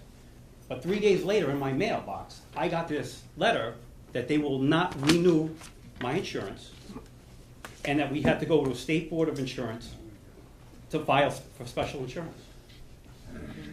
So who's gonna pay for it? That's a good question. Who's gonna indemnify us in that case? So we're all looking out for our own interests here. I've been working on this house for 24 years now, every day since I got there. Well, I think the issue for me is, I wasn't even aware, like most people said, what's happening is happening during the day. During the day. I had no idea blasting was taking effect, none, till I started working at home sometimes. Well, one day, I mean, it happened on many occasions, I was at home working, all of a sudden, I thought there was an earthquake. I was scared to death. It took me probably 2 hours to get over it. I had no idea what happened. I called the police department, and they said, where do you live? And I told them 62A Putnam Road. And they said, okay, Hilka was blasting. And I said, blasting? What do you mean blasting? I said, well, how come I wasn't notified they were blasting? And they said, well, they're supposed to send you a letter. And I said, they're supposed to send me a letter? I don't even know about this. I'm never home during the day. It's not common knowledge. It's not. And I think the concern is, this happened on a few different times. And I did the same thing time and time again, called the police. And it got to the point where you'd think I'd know, again, that it's the blasting. And I didn't. And it took me a long time to get over it. And then I started saying, okay, well, what can I do? Okay, so I said to the police department, I called the police department, can I have a record of the logs that, every time I called in? Interestingly enough, there is none. But every time you call the police, it says, your line is being recorded. Okay, so when I ask for copies of this, they have none. They have everything else I've done, called police for this and that, cars on the side of the road, nothing about calls regarding blasting. I find that very disturbing, very disturbing. Seeing that every single time I call, this line is being recorded. You know what they told me? They told me I needed to tell them to document it. That's upsetting too. So this is something that's unknown. So then I went further and I said, okay, well, what do I have to do? Well, they said you need to call the fire department. So I did. Now, unfortunately, I didn't even know that I needed to make copies because I just found this. So I did file a blasting complaint. I've been probably complaining since 2006, but finally did something about paperwork in 2013 when I'd had enough. I started, I think it was April 17, 2013. It took a month for them to get me paperwork and to get the paperwork into, having someone come out to the house. I asked for a size meter. They put a size meter out. They put the size meter, I don't know anything about this. I was concerned because I've had cracks. The damage complaint says cracking of property walls, floor, garage, basement. Okay, and that's when the insurance company shortly thereafter said, we're no longer covering you. Now I'm like, well, now what do I do? Here I am trying to do the right thing. Because I'm sure it's very difficult to draw a straight line from blasting to a crack in my foundation. Because just like you said, when was your house built? Cracks happen. And the thing is, when I asked for the size meter, someone from Hilka came out. I don't know who it was. Oh, it was A1, A1? No, they did the drilling or the blasting. So someone came out, but supposedly in reading about blasting and stuff like that, it's supposed to be at the closest point where they blast. Well, they put it in the front of the house, not at the back of the house. The back of the house is I'm an abutter, is where it should have been placed. I don't know all the rules or how it's supposed to be done, but That's why there's cracks along the the entire place. Yeah. Every inch of the house has corners that are cracked. I don't know what to say other than, what do we do? Because the insurance company, we said we need, we need some answers, and I'm not getting any. Well, it's not in my purvey. We I understand am that. here Yeah. to make a decision. Right. Right. But if I may, with your permission, I've been in the insurance business for 45 years. And I will tell you this, I don't know about the attorneys, is that how long have you been with Metropolitan and when did they accept your? Almost- 30 years Almost ago. 30 years. 30 years Yeah. with Metropolitan? Yes. Yes. That was what- very and to, and to And rectify, when- and My question is, when did they ever inspect your property? this is what, so we had to go back Yeah? after this because we almost had to embarrass them and say, we've been with you for 30 years. I suggest. And you get- no, we still have them as insurers now. Yeah, I'm But saying- we had to photograph every inch of our basement. Okay, but I'm saying to you, and if it's worth it for you, is you get a good attorney. And you sue their families. There's no, it's not yet, no, That's this- not no, relevant to what we're no, talking let's about. continue- Yeah, let's yeah. continue. Let's Yeah, not- let's go back to There's what no we're issue. talking about. Grace, I'll wrap it up. There's no issue right now, there's no problem with the foundation. So we're just looking forward, all right? That's all. all. It's just- Thank you. Someone, who's next? Ma'am? Go ahead.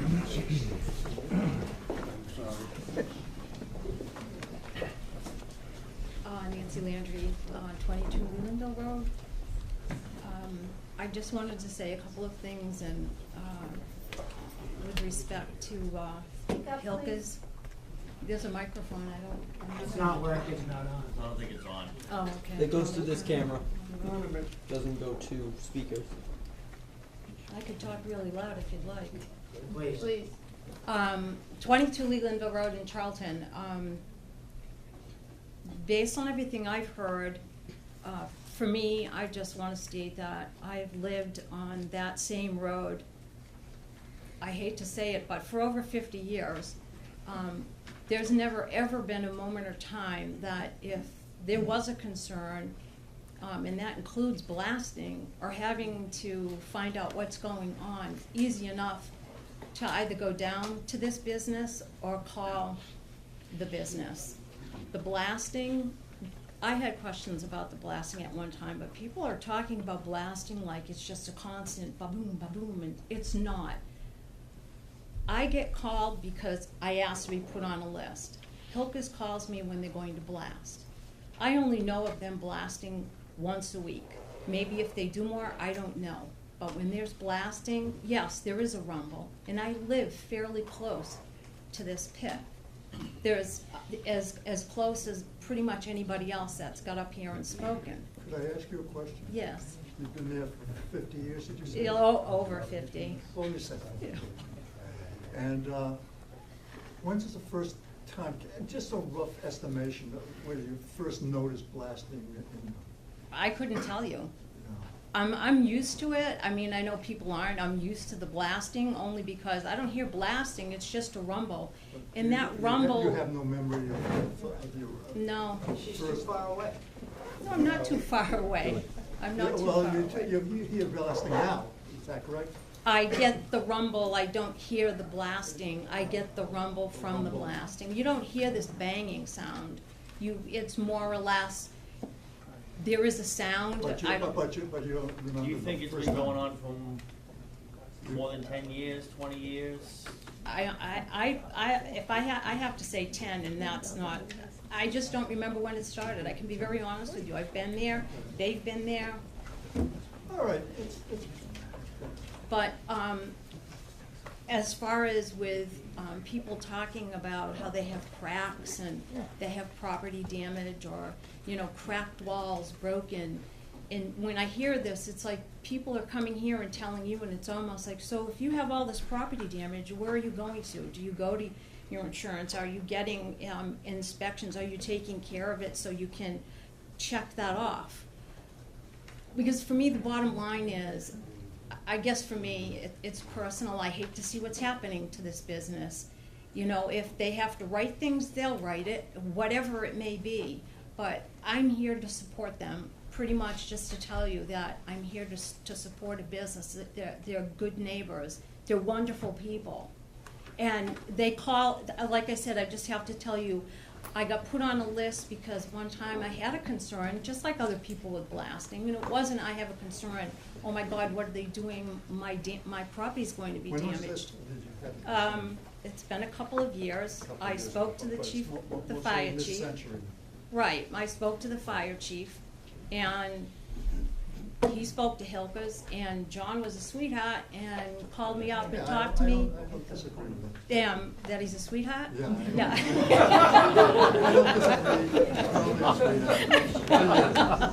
For me, I don't. But anyway, that, you know, he put me on the list and we had a conversation and he explained to me, they took the time to talk to me a little bit about the blasting and to understand what's going on. So I guess the bottom line is, if you've got your neighbors and if you don't try to talk with them and work with them first before you start an all-out war, so to speak, I mean, to each his own. I respect everybody that's gotten up here, but start small. I'm sure if people would go down and ask them and they talk about the buildings, you can see the buildings, you can see the pit from the road, you can see everything that's going on in there. It's not like it's a secret business. So that's all I wanted to say, that, Okay. Thank you. thank you very much. Ma'am, you wanna speak? People keep in mind that what we're trying to determine here is whether or not the applicant has extended their use beyond their grandfathered status according to the zoning enforcement officer's opinion. Go ahead now. My name is Felice Clay. I live at 47 AF Putnam Road. My notice is on your, Okay, is there yeah. already. Yeah. I moved into Charlton in 2003. Yep. I was a stay-at-home mom at the time. I would feel the blast, I would feel the vibrations. Yeah. I didn't know what they were. Okay. I didn't know we had a mine in my area. I've made purchases from Mr. Hilka and his construction company for gravel. I had no idea what was going on. It has been several years that I was home and I would feel that on a regular basis. Uh-huh. Did not know what it was because I didn't know there was something near me that was that close. I can't see it from my house. Okay. In 2015, there was a blast that was so shaking of my home that somebody else was there and said there was a blast. I thought they were building on Willow Tree Lane. I thought that's what the blasts were for. I thought the blasts were because they were digging foundations for other homes in my area. Even back in 2003, when I first moved in there, I did not realize what was going on. In 2015, after that blast, when someone was at my home and said there was a blast, somebody is blasting in your area, I had a crack so large in my foundation that water was coming through and I could see light. I paid for that repair, almost $1,000 that I had to pay for. I've never received notice that there was any blasting going on, so I didn't know. Never a letter or anything or a notice. I hear from the gas company when they're going to be doing something in my area, but I never heard about any of the blasting. So that was nothing that I was aware of. So if you're wondering why, it was actual ignorance that I assumed it was somebody putting in another house.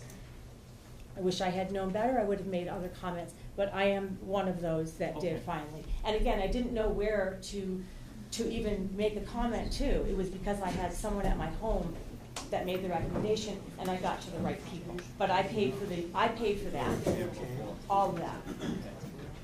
Thank you. You're welcome. Thank you. Sir, you want something to say? Yes, I have a few words about Reagan. Everybody, I Could mean, you not state your every. name and address for the record? Richie Fiddick, Yeah. Larner Taylor Road, Yep. okay, What number? 16, right next to Eric. Did you say radon? Radon. About the loans.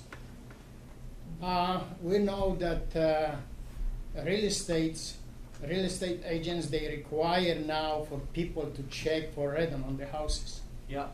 And on this area, radon is there. Okay? It's all over the place. Nobody, not too many people know about it. Okay? So, because the neighbor was selling a house and they required that, and it cost them like $5,000 to put some equipment in it to get rid of it. Yep. Okay? I decided to check mine. Okay.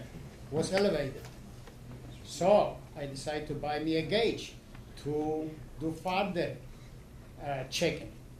I found out that sure enough, whatever I send away, it is there. But every time they blast, that radiant go sky high. The maximum that is supposed to be healthy is 4 points. Yep. 1 up to 25. From 8 to 25. 2 times I see it. One time I see it 1 to 25. After I put the mitigation system, it was fine, almost nothing. But when they blast, even with the mitigation system, so we're seeing that people, they don't even know about it, that they're getting killed by the Rain. gas. Okay. Okay, so I see health issues. Okay. Thank you. All right.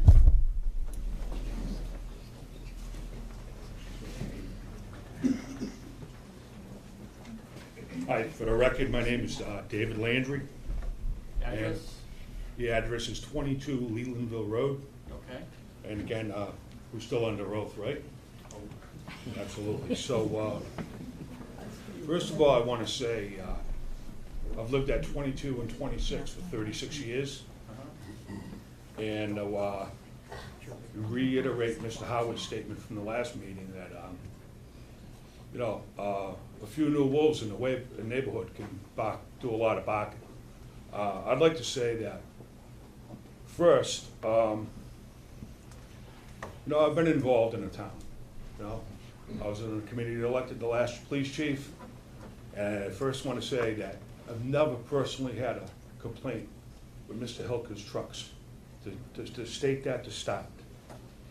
If there was, because I walk the dog a lot, he would know about it. And anybody else would know about it that knows me. Second, these 2 residents that I've owned, I've never had any problems with cracks, okay? And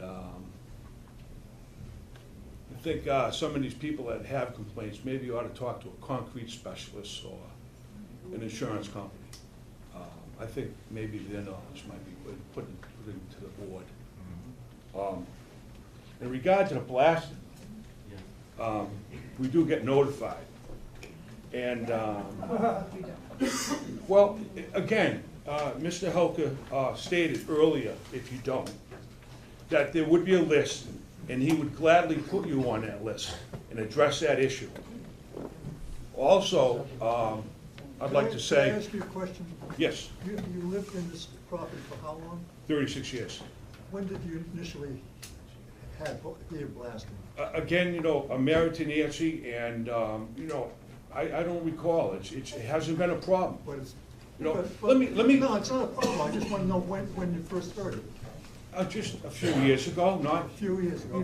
I don't really know. Let me address another issue in regard to that.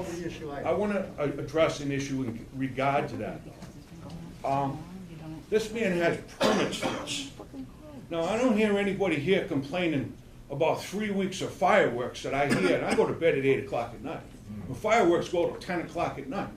And they're significantly louder than that noise, okay? Again, there's nothing from the choir, Again, it's a mute issue. It's a mute issue, but I wanted to touch on it. Correct. And lastly, I do want to say, I was a little late for the meeting. I was watching the evening news. And, I was watching big company Amazon putting a lot of small companies out of business. I don't know if that's the new American way. All I want to say is, this family in the business have been members of good standing in this community, have done stuff for this community, and have paid their taxes. Thank you. Thank you. Next, please.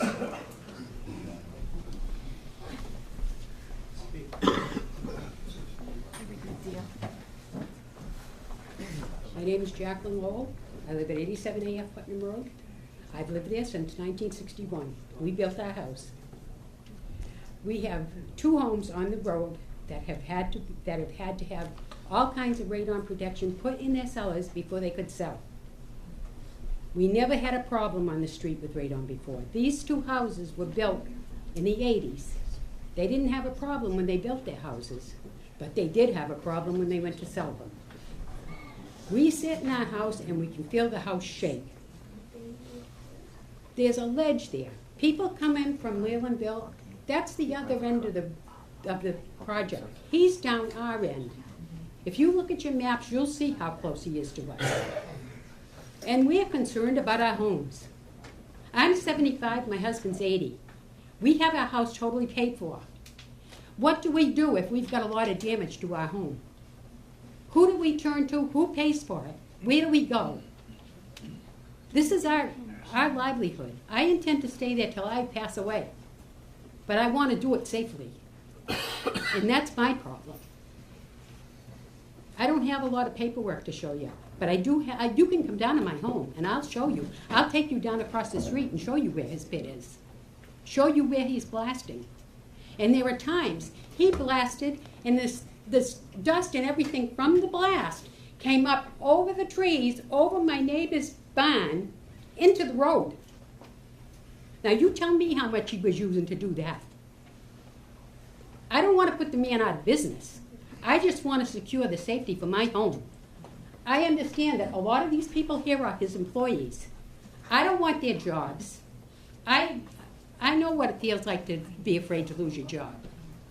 I've been there. But I don't want to lose my home either. And that's my concern. And I think there's a lot of people here that live over on 87AF Putnam Road that feel the same way. We've put a lot of money and time and work into our homes. And I think we deserve the respect of the town to help us take care of them. I have nothing against Mr. Hilker. I know Mr. Hilker. I took care of his father. I have nothing against him. Nothing against his business. I'm just looking out for my home. And I hope everybody here can understand that. I don't have anything against his business except to secure the safety of my home. Thank you. Yeah. Can we address the age issue in the procedure? Should we do that after? Can you speak up? Sure. So what I said was, there is a process by which you can make a claim for damage.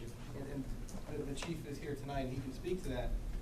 But I didn't want to interrupt people from speaking and hold anything up. So what I was asking the chair was whether the chief or the blasting company can speak to that for you now, or I should wait until the end. I'd like to hear it. Well, is anyone else going to speak to, does anyone else have anything to say this evening? No. It's, sir, in the back, you can raise your hand. Coming down. Either one of you guys. Oh, we got two. We're fighting it. We're breaking rocks in the hot sun.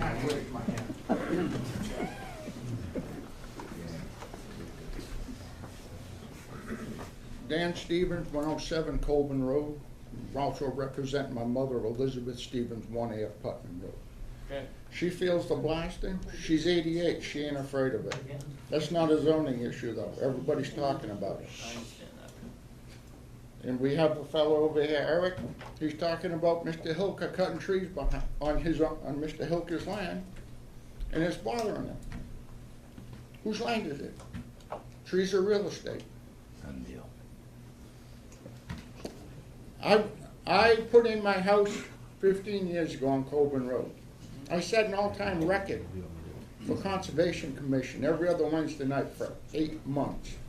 Because I had aggrieved abutters who did not want me to put one house on over 100 acres. Just because they didn't want me there. The town had no problem, the state had no problem. It's just they didn't want me there. Is this gonna be a continuation of my life? We have more land within the area of Mr. Hilker than anybody else. If I move in 200 pigs, is everybody gonna cause a stink?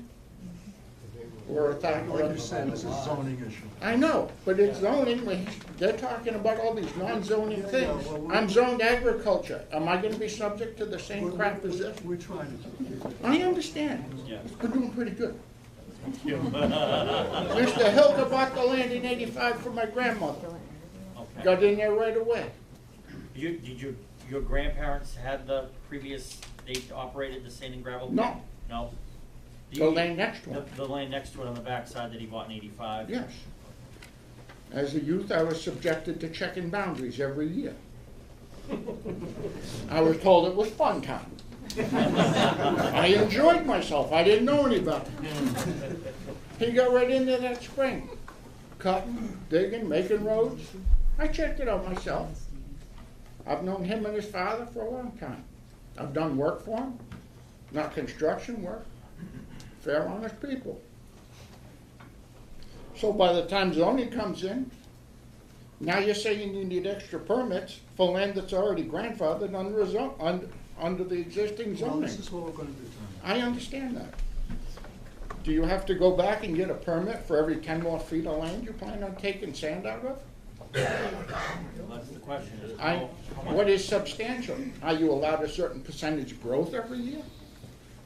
Or do you just have to subsist, oh, you gotta stay within that boundary? Some years are good, it's a seasonal business. Some years are good. As long as he's not shaking my house. He shakes my mother's house. Okay, please, It's not zoning, please, right? please, let's. Okay, let's Yeah. continue on. But I have no problem. You know, it's gonna affect my land as well, but I'm willing to live with it. The zoning, if they talk about the problems, these problems with the, federal government. Why doesn't the federal government have a problem with it? And if they do, they take care of it. If he does wetlands problems, where's the Conservation Commission? They're charging taxes to him every year, he pays the taxes. Agricultural. So, Okay, let's. it's open land. It's open land, but it's not commercial. Okay. All right, Let's- all right. It's grandfathered as a gravel pit. Yeah, address the- Also, I hear this guy talking about changing existing uses by adding a garage. Do you change the existing use of a house by adding a garage? Yes. Gotta pull a permit. You gotta pull a permit. Who let him build a building without a permit? That's what we're trying to find out. I know. He got away with it. More power to him. It's a lot of money and a lot of headaches. Okay, sir. Yeah, I'm getting told to sit down by this good-looking woman over here. I'm 54 years old. I'm the oldest 54-year-old you're ever gonna meet. I've been in that area all my life, as were my parents, my father, and his father's before him. I'm getting told to sit down when she got out and spoke. Okay. Let's stay focused. I am. Okay. Having a good time. The trucks don't bother me. Okay. You know, the quality of the zoning, I have to put up with the quality of the zoning. When I was younger, I could look out the barn window and not see any lights. I see a lot of lights now. I see a lot of traffic. My mother's afraid to cross the road too often because of the traffic. But that doesn't matter. The trucks are perfect. I had trouble with one truck. He dropped a bunch of rock going up the road. Then they winged it into the hayfield. So let me ask you a question. Yes. Your family sold the back portion of the land to Mr. Hilker in Yes. 1985. Yes. In 1985, shortly after that, he clear cut treated. Quite a bit of it, yeah. Treated part of, after he treated it, were they using it for any portion of that for sand and gravel I operation? believe they went right into it. You went right into it? It was legal.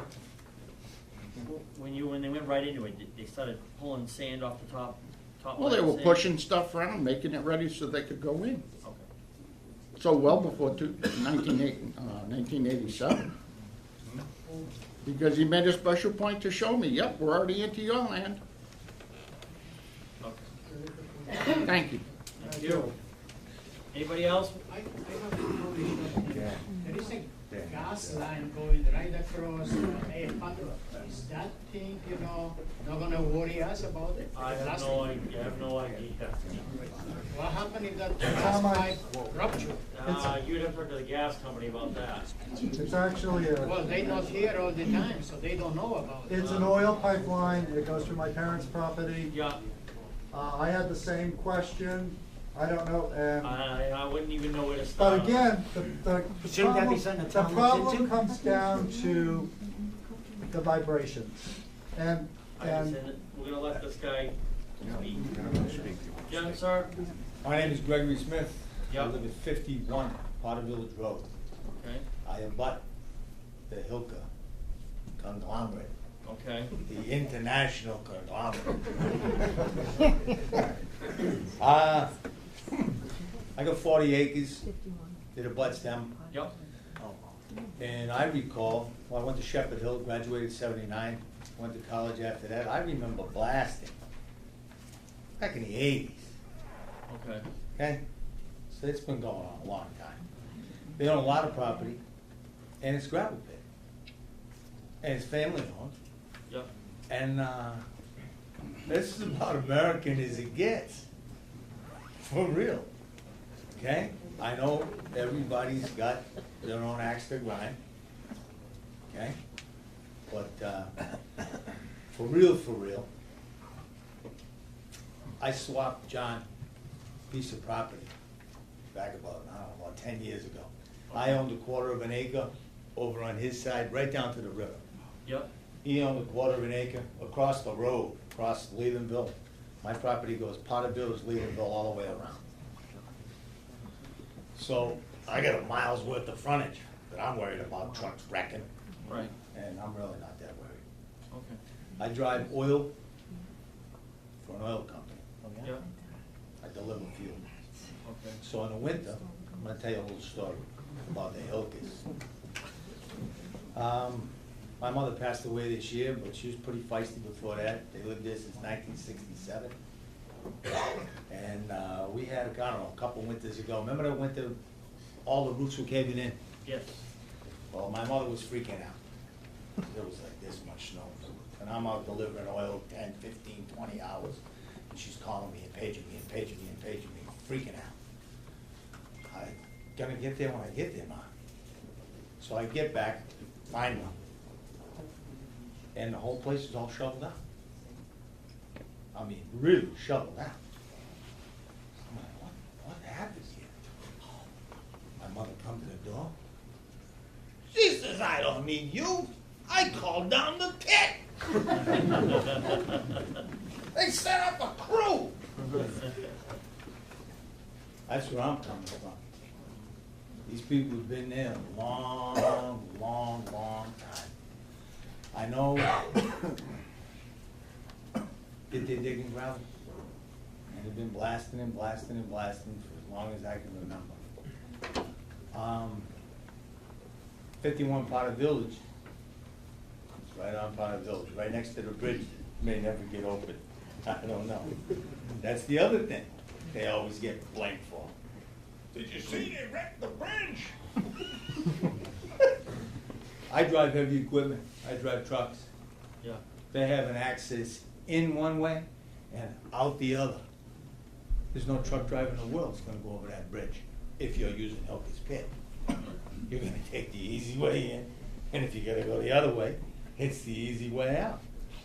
So, cutting trees on your own property, digging gravel on your own property, doing everything you've been doing overtly, common, customary, usual, again and again and again for all these years. See, I just got a huge package in the mail. That's the only reason why I showed up. I wondered what the hell's going on here. All right, so I didn't take the time to read it all. I figured I'd just come. So I don't want to hurt anybody's feelings. I hope the foundations all hold up. But yeah, I don't have any problem with these guys. Okay. All right, anybody else? Ma'am? We're not debating whether Mr. Hilker is a good man. He is a good man, he's running a good business, and anyone who just, he has employees, nobody's saying shut this business down. He's been generous, and I've made purchases from him. All I'm saying on my side, and whatever side that is just be fair. If it's right, do something right, and if it's wrong, then just fix it. That's what you guys are supposed to do. We're just trying to tell you what our experience has been both ways. He's a generous man, I know that personally. I've made purchases from him. It's not the person, it's not the business, it's the effects that that's having, that's all. We can work this out. Just figure out, you guys We couldn't figure out the zoning. Unfortunately, we're probably not gonna be able to, there's only certain things we can address, there's only certain things we can address. Most of the people here don't even care about the zoning, it's the blasting that's shaking everybody's up. That's all we're And all we can do is the zoning, unfortunately, so. No, I understand, but Yeah. somebody has to be regulating how much you can blast and how powerful a blast. Sir, do you wanna have something to say? Sure. Russ Jennings, 39 Hammond Hill Road, Charlton, Mass. I can tell you guys there was a little road built back in the late 60s, early 70s, called Jennings Road. This gentleman right here, Francis Hilka Jr., Yeah. started to haul the gravel in there. Had a confrontation with my father. They didn't see eye to eye. It didn't continue. They had a different product than the company that we started to buy gravel from that point forward. One product was a square crush product, plastic product. The other product was a round product, round stone, just gravel right out of the bank. One was Bond Construction, one was Hilka Construction. It was a lot of years before my brother and myself, through our own business, started to buy product off Fran and John at the time. From a lot of the comments from people who were supporting them, they earned our business. They had a good product, and it was a good product, and it was a heavy-duty product because it was blasted and crushed. It wasn't round stone. So that's why a lot of guys started using it, and that's why my brother and myself started using it. What year was this? This goes back, started my own business right out of high school, but I was involved in construction all my life from the time I was 5 years old. So I'm 44. So going back 40 years, I can remember differences in product being Bond and Hilka, and you knew the two differences. So And the dates were what? I'm sorry, sir. What are the dates? 40 years ago. You're not 40, are you? I'm 44. So you're 4 years old when you started the business? No, I was involved in my family business from the time I was 4. Well, you're talking about But, the rock product. What year was it? I started purchasing myself over 25 years ago from these gentlemen. So Rock they had the product you were product then. This is a rock and they- product you were talking about being blasted and stuff. That's correct. 25 years ago. 25 years ago. And they knew, I became aware of this product from someone who had been using the product for many years and was happy with the performance of the product. That's why I started using the product with my business. You know, I'm here to just say my piece. Like many people have told you, these are great guys, they run a great business. It's in our town. We're fortunate to have a business that supplies sand and gravel in our town. That means the cost is low for us, both on the municipal and the private side. I understand there's people in this room who have concerns, and I've talked to a bunch of the neighbors, Mr. Doyle included, and you know, I feel it's unfortunate that this problem has been thrown in your lap for you guys to decide with not a lot of evidence coming forward at the beginning. I'm confident that you guys are gonna make the right decision based off all the information that you have at hand. And just wanted to offer that little piece of information for you guys of my own personal history buying product off of this gentleman. Thank you. Anybody else this evening?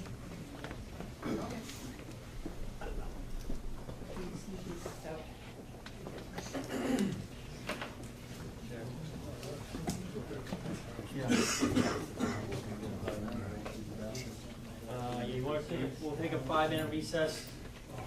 How many more people here want to speak this evening? 1, 2. Chief, did you want to speak this evening?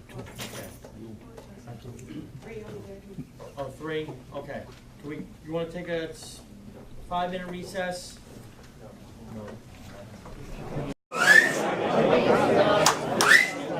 Ladies and gentlemen.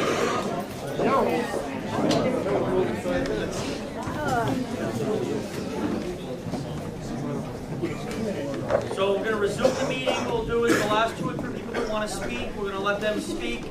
And then the fire chief will get up and he's going to explain if you have concerns about blasting and damage and what to do and who to call and then we'll call it for the night and we'll continue the meeting on. I think we're going to look to October 17th to continue the meeting after this evening.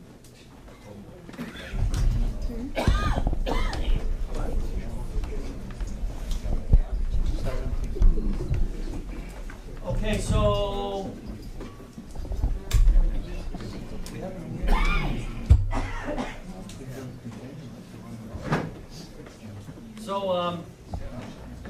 there's a couple of you that wanted to say something, and then, sir. Hi, my name's Matt Gagner. I live at 152 Freeman Road. I wear a couple of hats here tonight. I'm chairman of the Board of Health of the town of Charlton. I'm not going to wear that hat right now. I'm going to wear the hat as a resident and as a business owner myself. I could tell you, as part of being on the Board of Health, I'm a septic installer. And I got my first license in 1995 in this town. Carroll Hill Road was my first septic system. We did purchase that sand from Hilka Sand and Gravel, and it was definitely a manufactured sand, which is a cut sand, which is crushed. It's not a round sand like Russ was talking about from bank gravel. Okay? Thank you. Thank you. Next. Hi, good evening. Hi. My name is Karen Hubeck-Kiley, and I'm the Chief Operating Officer with Bond Construction Corporation, and I was mentioned, and that's why I feel the need to come up and speak to you regarding our business dealings with Hilka Construction. We're a fourth-generation family-owned operation. They're a third-generation family-owned operation. And we've always been diversified, as we've been known as the rounded, we do have crushers, but we have never blasted. In all of my years that I've known the Hilkas, they have always had a manufactured sand and they have always blasted. And how long would you say? Well, I have been full-time with the company for over 30 years. Okay. Thank you. Thank you very much. Next. Anybody else? Sure. Hi, my name is John Lane. I live in Northampton, Mass., which means I don't feel any of the blasting from Hilka. But I do have a connection with the Hilka family and with Charlton. We own the blacktop plant in Charlton, 130 Sturbridge Road. And my other family company is John S. Lane and Son. We operate the quarry in Oxford, Mass., which is the crow flies not very far from the Hilka operation. We also operate 3 or 4 other operations, and I've been in a meeting that looks exactly like this. Seeing the 5 of you up there with, look like deer in headlights, and part of the room looking very upset, part of the room looking very supportive of a family company going on. And we went through this exact same process. And it sounds like you guys are doing a very good job of distilling down what's the actual zoning issue here of when was the operation, quote unquote, expanded, and did that expansion actually exceed the use? Now, the evidence that you've heard is whether or not this new piece of property constituted an expansion. Now, I'll argue that when a mining operation, any mining operation, sand and gravel or quarrying, buys a piece of property, it's to buy the reserves. I'm fairly certain Franny Hilka knew exactly what he was buying when he bought that extra parcel in 1985. And if there's evidence of digging test pits back then, that's evidence that Hilka intended to use that as a quarry. If they drew roads around the outside of it or accessed it, that's evidence that that was going to be a future quarry. The question isn't what it looked like on the day that the zoning was applied. That's not the relevant question with a quarry, simply because a quarry consumes. Every bucket that a quarry consumes that's one bucket less than you would ever have if that's the test. The test is really, what's the intention of the person who bought the property? And in this case, buying that property, Franny knew exactly what he was buying. He was buying sand and the ledge below it. The sand comes off first. Well, actually, the overburden comes off. Those trees come off first, excuse me. Then the overburden, then the sand. Now, you can argue that then they should have just taken all the overburden off as soon as they bought it. But then you'd have, what, how many acres was that piece you bought, 85? 125. 120 acre parcel of stripped earth. And that's irresponsible quarry. I would never suggest it, I would never do it. But yet, that's the clearest way that he could demonstrate that that would be the intent to quarry that property. But that's just not the right way to do it. And nobody does it that way. You dig test holes, you take samples, you see what the property is there. You make a guess too. You know, you may not know exactly what's there, but if you have a pretty good understanding that, yeah, there's sand on this side, there's sand on that side, there's gonna be sand for the whole thing, that's your test. That's whether or not that piece of property was ever intended to be quarried or mined or extracted. And my guess is it was. Now, I've heard a lot of complaints about blasting, and believe me, I've heard them all. I've heard exactly the same complaints. When you have blasting, there are federal and state limits. Every blast has to be recorded, and they probably have been. And those tests are going to tell you whether or not those blasts are capable of producing damage to a structure. And those tests and those limits are set by the federal and state government, and they're the same in Massachusetts.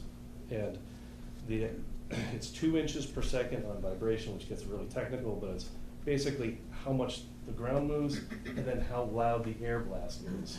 Because those are the 2 components of the blast. Now in a structure, you're going to feel the air blast a lot because your house will vibrate. And that actually amplifies the blast. And I'm not saying you don't feel it. I'm not saying it's insignificant. But obviously, yeah, the best thing is if you can get on the list, and that way you know it's coming, so it's a lot less surprising. Yeah, excuse me, you seem like an expert. What about the cumulative effects of constantly doing this? I understand that 1, 2, you know, Right. neighbors building a pool, but if it's always happening and always no one's home and it's a constant feeding. There's no finding that cumulative effects occur, that, you know, amplify any sort of potential for damage. Now, if you're concerned about a crack in your foundation, blasting companies can put a meter on it, and they can determine whether or not that crack moved 1 millimeter, less than a millimeter, during blasting. And that's the best thing you can do. And I'm sure Franny would be more than willing to pick up that cost. It's not that much. And you know what we do is if we have a complainant, we'll put a permanent seismograph at their house. It's a locked steel box, and you'll have a test result for every single blast. And that'll be your best evidence as to whether or not there's any vibration or noise that's in exceedance of state and federal limits. But how do we know where they're supposed to go? They're supposed to be a certain distance? By law, you're required to monitor at the nearest occupied structure. Whether that's the front of the house or the back of the house, that's not really the important thing. It's whether or not the seismograph guy has your permission to cross your property and put it behind your house, or if you just put it on the street. My guess is you put it on the street, because that was convenient. How many are there supposed to be? More than one? The nearest occupied structure. Just one? So, if I was Franny and I had the operation near you and you were concerned, I'd put one at your house, even if you're not the nearest one, because I already have one at the nearest one. So why don't we hear from Franny? You can ask him that. But not in zoning, please. What's that? Not in zoning. I'm sorry. Just one other question, what do you do about your children when they get freaked out and afraid and your wife calls you? Really? I live in Northampton. Would you like to buy a house in Charlton? Are there good reserves there? Is that the blasting behind it? But no. Have a 3-rounded hill going up for sale in the next year. Okay. So my point I wanted to make is that I think you guys are doing the right thing, and it sounds like you're being deliberative about the process. And I know it's easy to get distracted by the issues that aren't relevant to zoning, but it sounds like you've got a handle on it. Thank you. Is there anybody else this evening? Sir? Hey, Bob Dumont, 77 Potter Village Road. I started my business back in '78 with a shovel and a truck. And shortly after that, I believe it was '84, my neighbor moved in, and that was the same year blasting started. And I know that because they did walk the trails and notify anybody that was on the trails to get off the trails, just in case there was a problem. I hope that gives you some information. It does, thank you. Okay, we're gonna have the fire chief speak. He can talk to everybody about blasting concerns, who to call, what to do, way to go. Chief Cludier, Charlton Fire. Obviously, the biggest concern is about registering your blasting complaint. The fire department has plenty of blasting complaint forms that you can pick up. That's where you pick up your blasting complaint form. The best thing to do is to do a pre-blast survey of your home. You can call any kind of the drilling companies that are actually doing the blasting in the area and do the pre-blast surveys. You can also do your own pre-blast survey by just walking around the basement of your house or anything in those areas, just videotaping everything that you do all the way around the house. Everybody's got cell phones nowadays that take a videotape. If you don't own one, I'm sure that you know someone that does own one that you can do that with. Just basically document everything that you have. Whenever you do have a blasting complaint or you feel that there's something has changed in the blasting situation and to your home, either a well or anything of that nature, whatever it takes, just call the fire department. We'll gladly email you a blasting complaint form, or you can come down the fire station and pick it up. We will also notify the police department and the Board of Selectmen that if anyone calls with blasting complaints and they're looking for blasting complaint forms, to contact the fire department. So that way that communication is done there, so no one's more confused at that point there. To date, the property has issued 6 blasting permits for 2017, from January 1st of 2017 to this date itself. So there's been 6 permits that have been issued, and they are issued to a third-party blasting company. Most of them, I mean, all of them have been issued to A1 Blasting this year, and the, excuse me.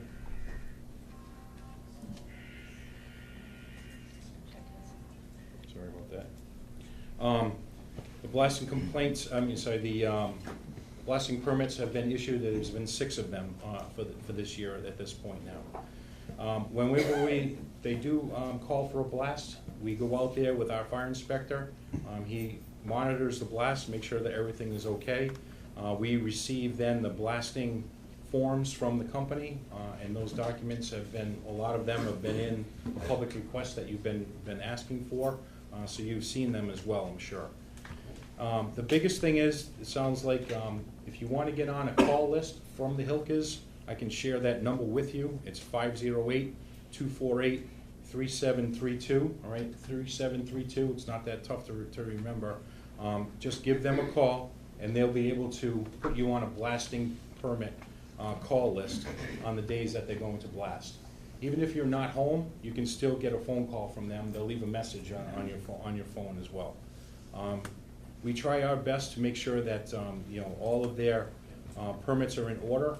Make sure that the A1s blasters are certified and have current permits as well. And we do give them a 30-day blast permit for that time frame. Being that the cease and desist order came into effect, we ended up requiring that they could only blast in the 1995 map zone that we would be able to establish through the zoning board, through the zoning. And that's where we're allowing blasting at this time. We're not allowing anything further than that, and that's just basically an interpretation of our idea of where we are with the process. Does that mean that in the future we may issue permits out further? I don't know at this time. But right now you may still be feeling blasts, even though it's a cease and desist order, but they're blasting within the 90-95 mapping zone of that area. Which they have been doing for, obviously, for quite some time. So that was the determination of the fire department a couple of months ago, with the assistance of the board, with the zoning, to make sure that they could still work property, work within the zone that they've been working in for quite some time and blasting in for quite some time, but we're making that determination outside of that zone to try to help them with that process. So Not only them, but the residents as well. The residents, we hear your complaints, we understand, we get the phone calls, we get that. They get recorded and basically put into the file. They are, recorded as well. Just call us, please, but don't yell at us. It's not our fault, okay? Please. If you have a complaint, just call us and say, hey, I'm complaining about the blasting, blah, blah, blah. Fine, perfect. We'll record it. Because we're not gonna record people just yelling at us, because most of the time, we can't understand it anyway. So, please don't do that. I'm a professional in this organization. People in this room are very much professionals as well, and we'd like to keep it at that level as well. So I appreciate your time. Do you have any other questions for me, Board? I don't, I think someone in the back does, so. I do.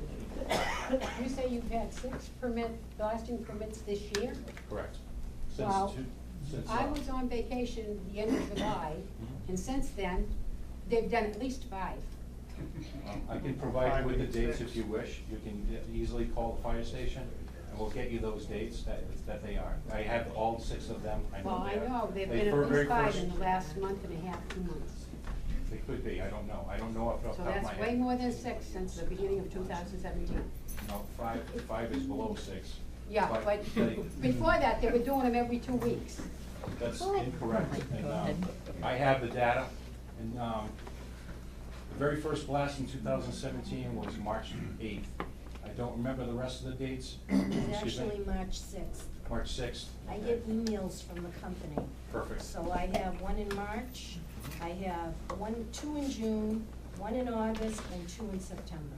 Okay, so So those are 6. 6. Absolutely correct. Those are the ones they recorded. They all have to be recorded. Yeah. State law, they have to be recorded. Thank you very much. Okay, ladies and gentlemen, I think what we're gonna do is, we're gonna continue, sir? He was gonna say something on both, and you stopped. You said you were gonna do it at 10? Yeah, the lawyer. Yeah, that was the process. The fire chief was mentioning the process with the claim. And if, the way it works, and the chief can speak to it better than I can if I don't handle it. When he gets a complaint, it goes to the state fire marshal, and they investigate it. And if there is a verifiable claim, they submit it to A1's insurance company, is that right? Correct. So, and has A1 ever received a verifiable form from the state fire marshal's office? No. I mean, chief, have you ever received anything from the state fire? I have not received anything from this property pertaining to that. So that's the process. The chief's got a blasting complaint form. He submits everything to the state fire marshal. They investigate it. Yep. And as he's saying, and I was talking to a couple of the abutters, because I know this man's he's fixing a pool or something. Take pictures, take video. There's plenty of insurance. And I know you guys have a problem with your homeowners. Don't file your own homeowner's insurance. Use their insurance if you got a claim. I mean, that's why they have insurance, and that's why the state, the town requires them to have insurance. So they can pay any claims that are verified. But they do check to see if they're verified. I mean, somebody's talking about settling, I mean, property settled. So they will investigate, but the state fire marshal is the one who does that. And if he's got a verifiable claim, this isn't the Hilka's coming out to check. This is the state fire marshal. Yep. And they'll send the insurance company, and they pay it right away. Okay. So that is the process. And there is money, and I feel bad that you guys submitted a claim with your own homeowners, but don't. It was a claim, it was a question. Right, yeah, because you didn't have damage yet. Yeah. You were concerned. Yeah. But there is a process, and the chief told me that he would email the forms to make it easier.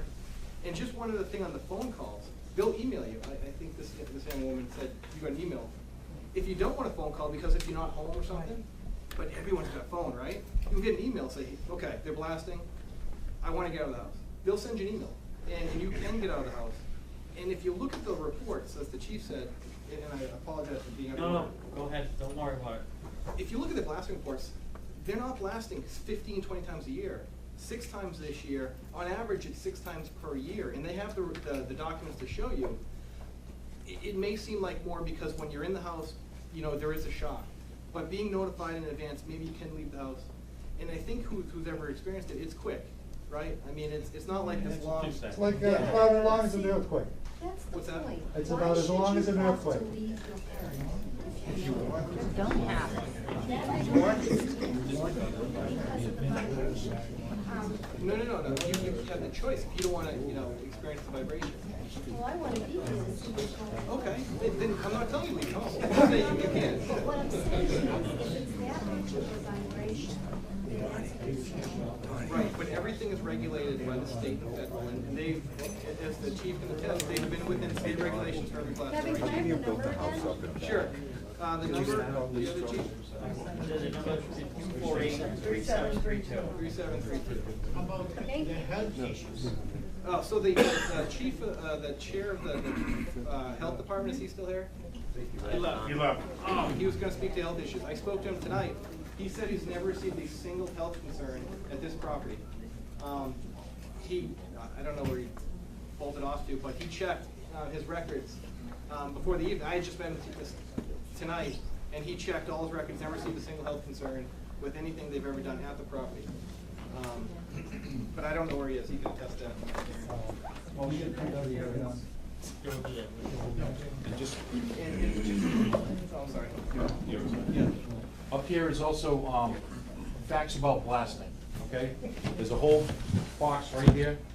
Please come up, take one if you wish, share it, make as many copies as you want. This is from the State Fire Marshal's office. And it will have everything that you really need to know about blasting, including what forms the blasting permit complaint form, damage complaint form as well. Okay, so please feel free, they're up here, you can take them back. Is there a telephone? Sorry? Is there a telephone number that we needed? Yes. Telephone number, yeah, the marshal's, the fire marshal's office, telephone number is right on here. Yep, right on the very front. Thank you. Thank you. You're welcome. So what we're gonna do is, we'll continue it tonight. The zoning enforcement building inspector, he wants to make a comment, and then you guys will have the last say, yeah, so. He'll go then, we'll go. And then we'll close the open hearing, we'll do our discussion, and we'll do our vote from there. And just, can I make one more comment, right? Absolutely. I'm a Boston lawyer, right? But that's my family. That's my brother-in-law, that's my father-in-law, that's my mother-in-law, my wife, my sister-in-law. I'm invested because it's I don't want to see their livelihoods destroyed. If you guys have a question, email me in the office, call my phone in the office. I'll get you an answer. If you want to go to them, give me a call. I check my phone, as my wife probably yells at me, 24 hours a day. I will get you an answer. If you guys have concerns, come to me. I will address it with them. They know I will. I'm hard on them. So at the next hearing, I'll bring plenty of cards. You can email me, you'll call me, you'll get a response. We want to work this out. We want to make, some sort of, they don't want to be bad neighbors. They want to be good neighbors, and I think there's a way to do that. So please call me if you want and chat. Nobody wants to wreck their business, they just want a home. We just want a home. I understand. No, I agree. Yep. Thank you very much. Okay, so, we're just gonna make a motion to all the documents submitted. I'll make a motion. I'll make a motion to accept all the documents. Second. All in favor, say aye. Aye. Someone wanna make a motion to continue the hearing until October 17th? I'll make a motion to continue the hearing to October 7th. Second? All in favor, say aye. Aye. Cut it off. Thank you. Yeah, this is on the 17th, but this is all we're gonna do, there's nothing else on the 17th, so hopefully we'll get through all of this.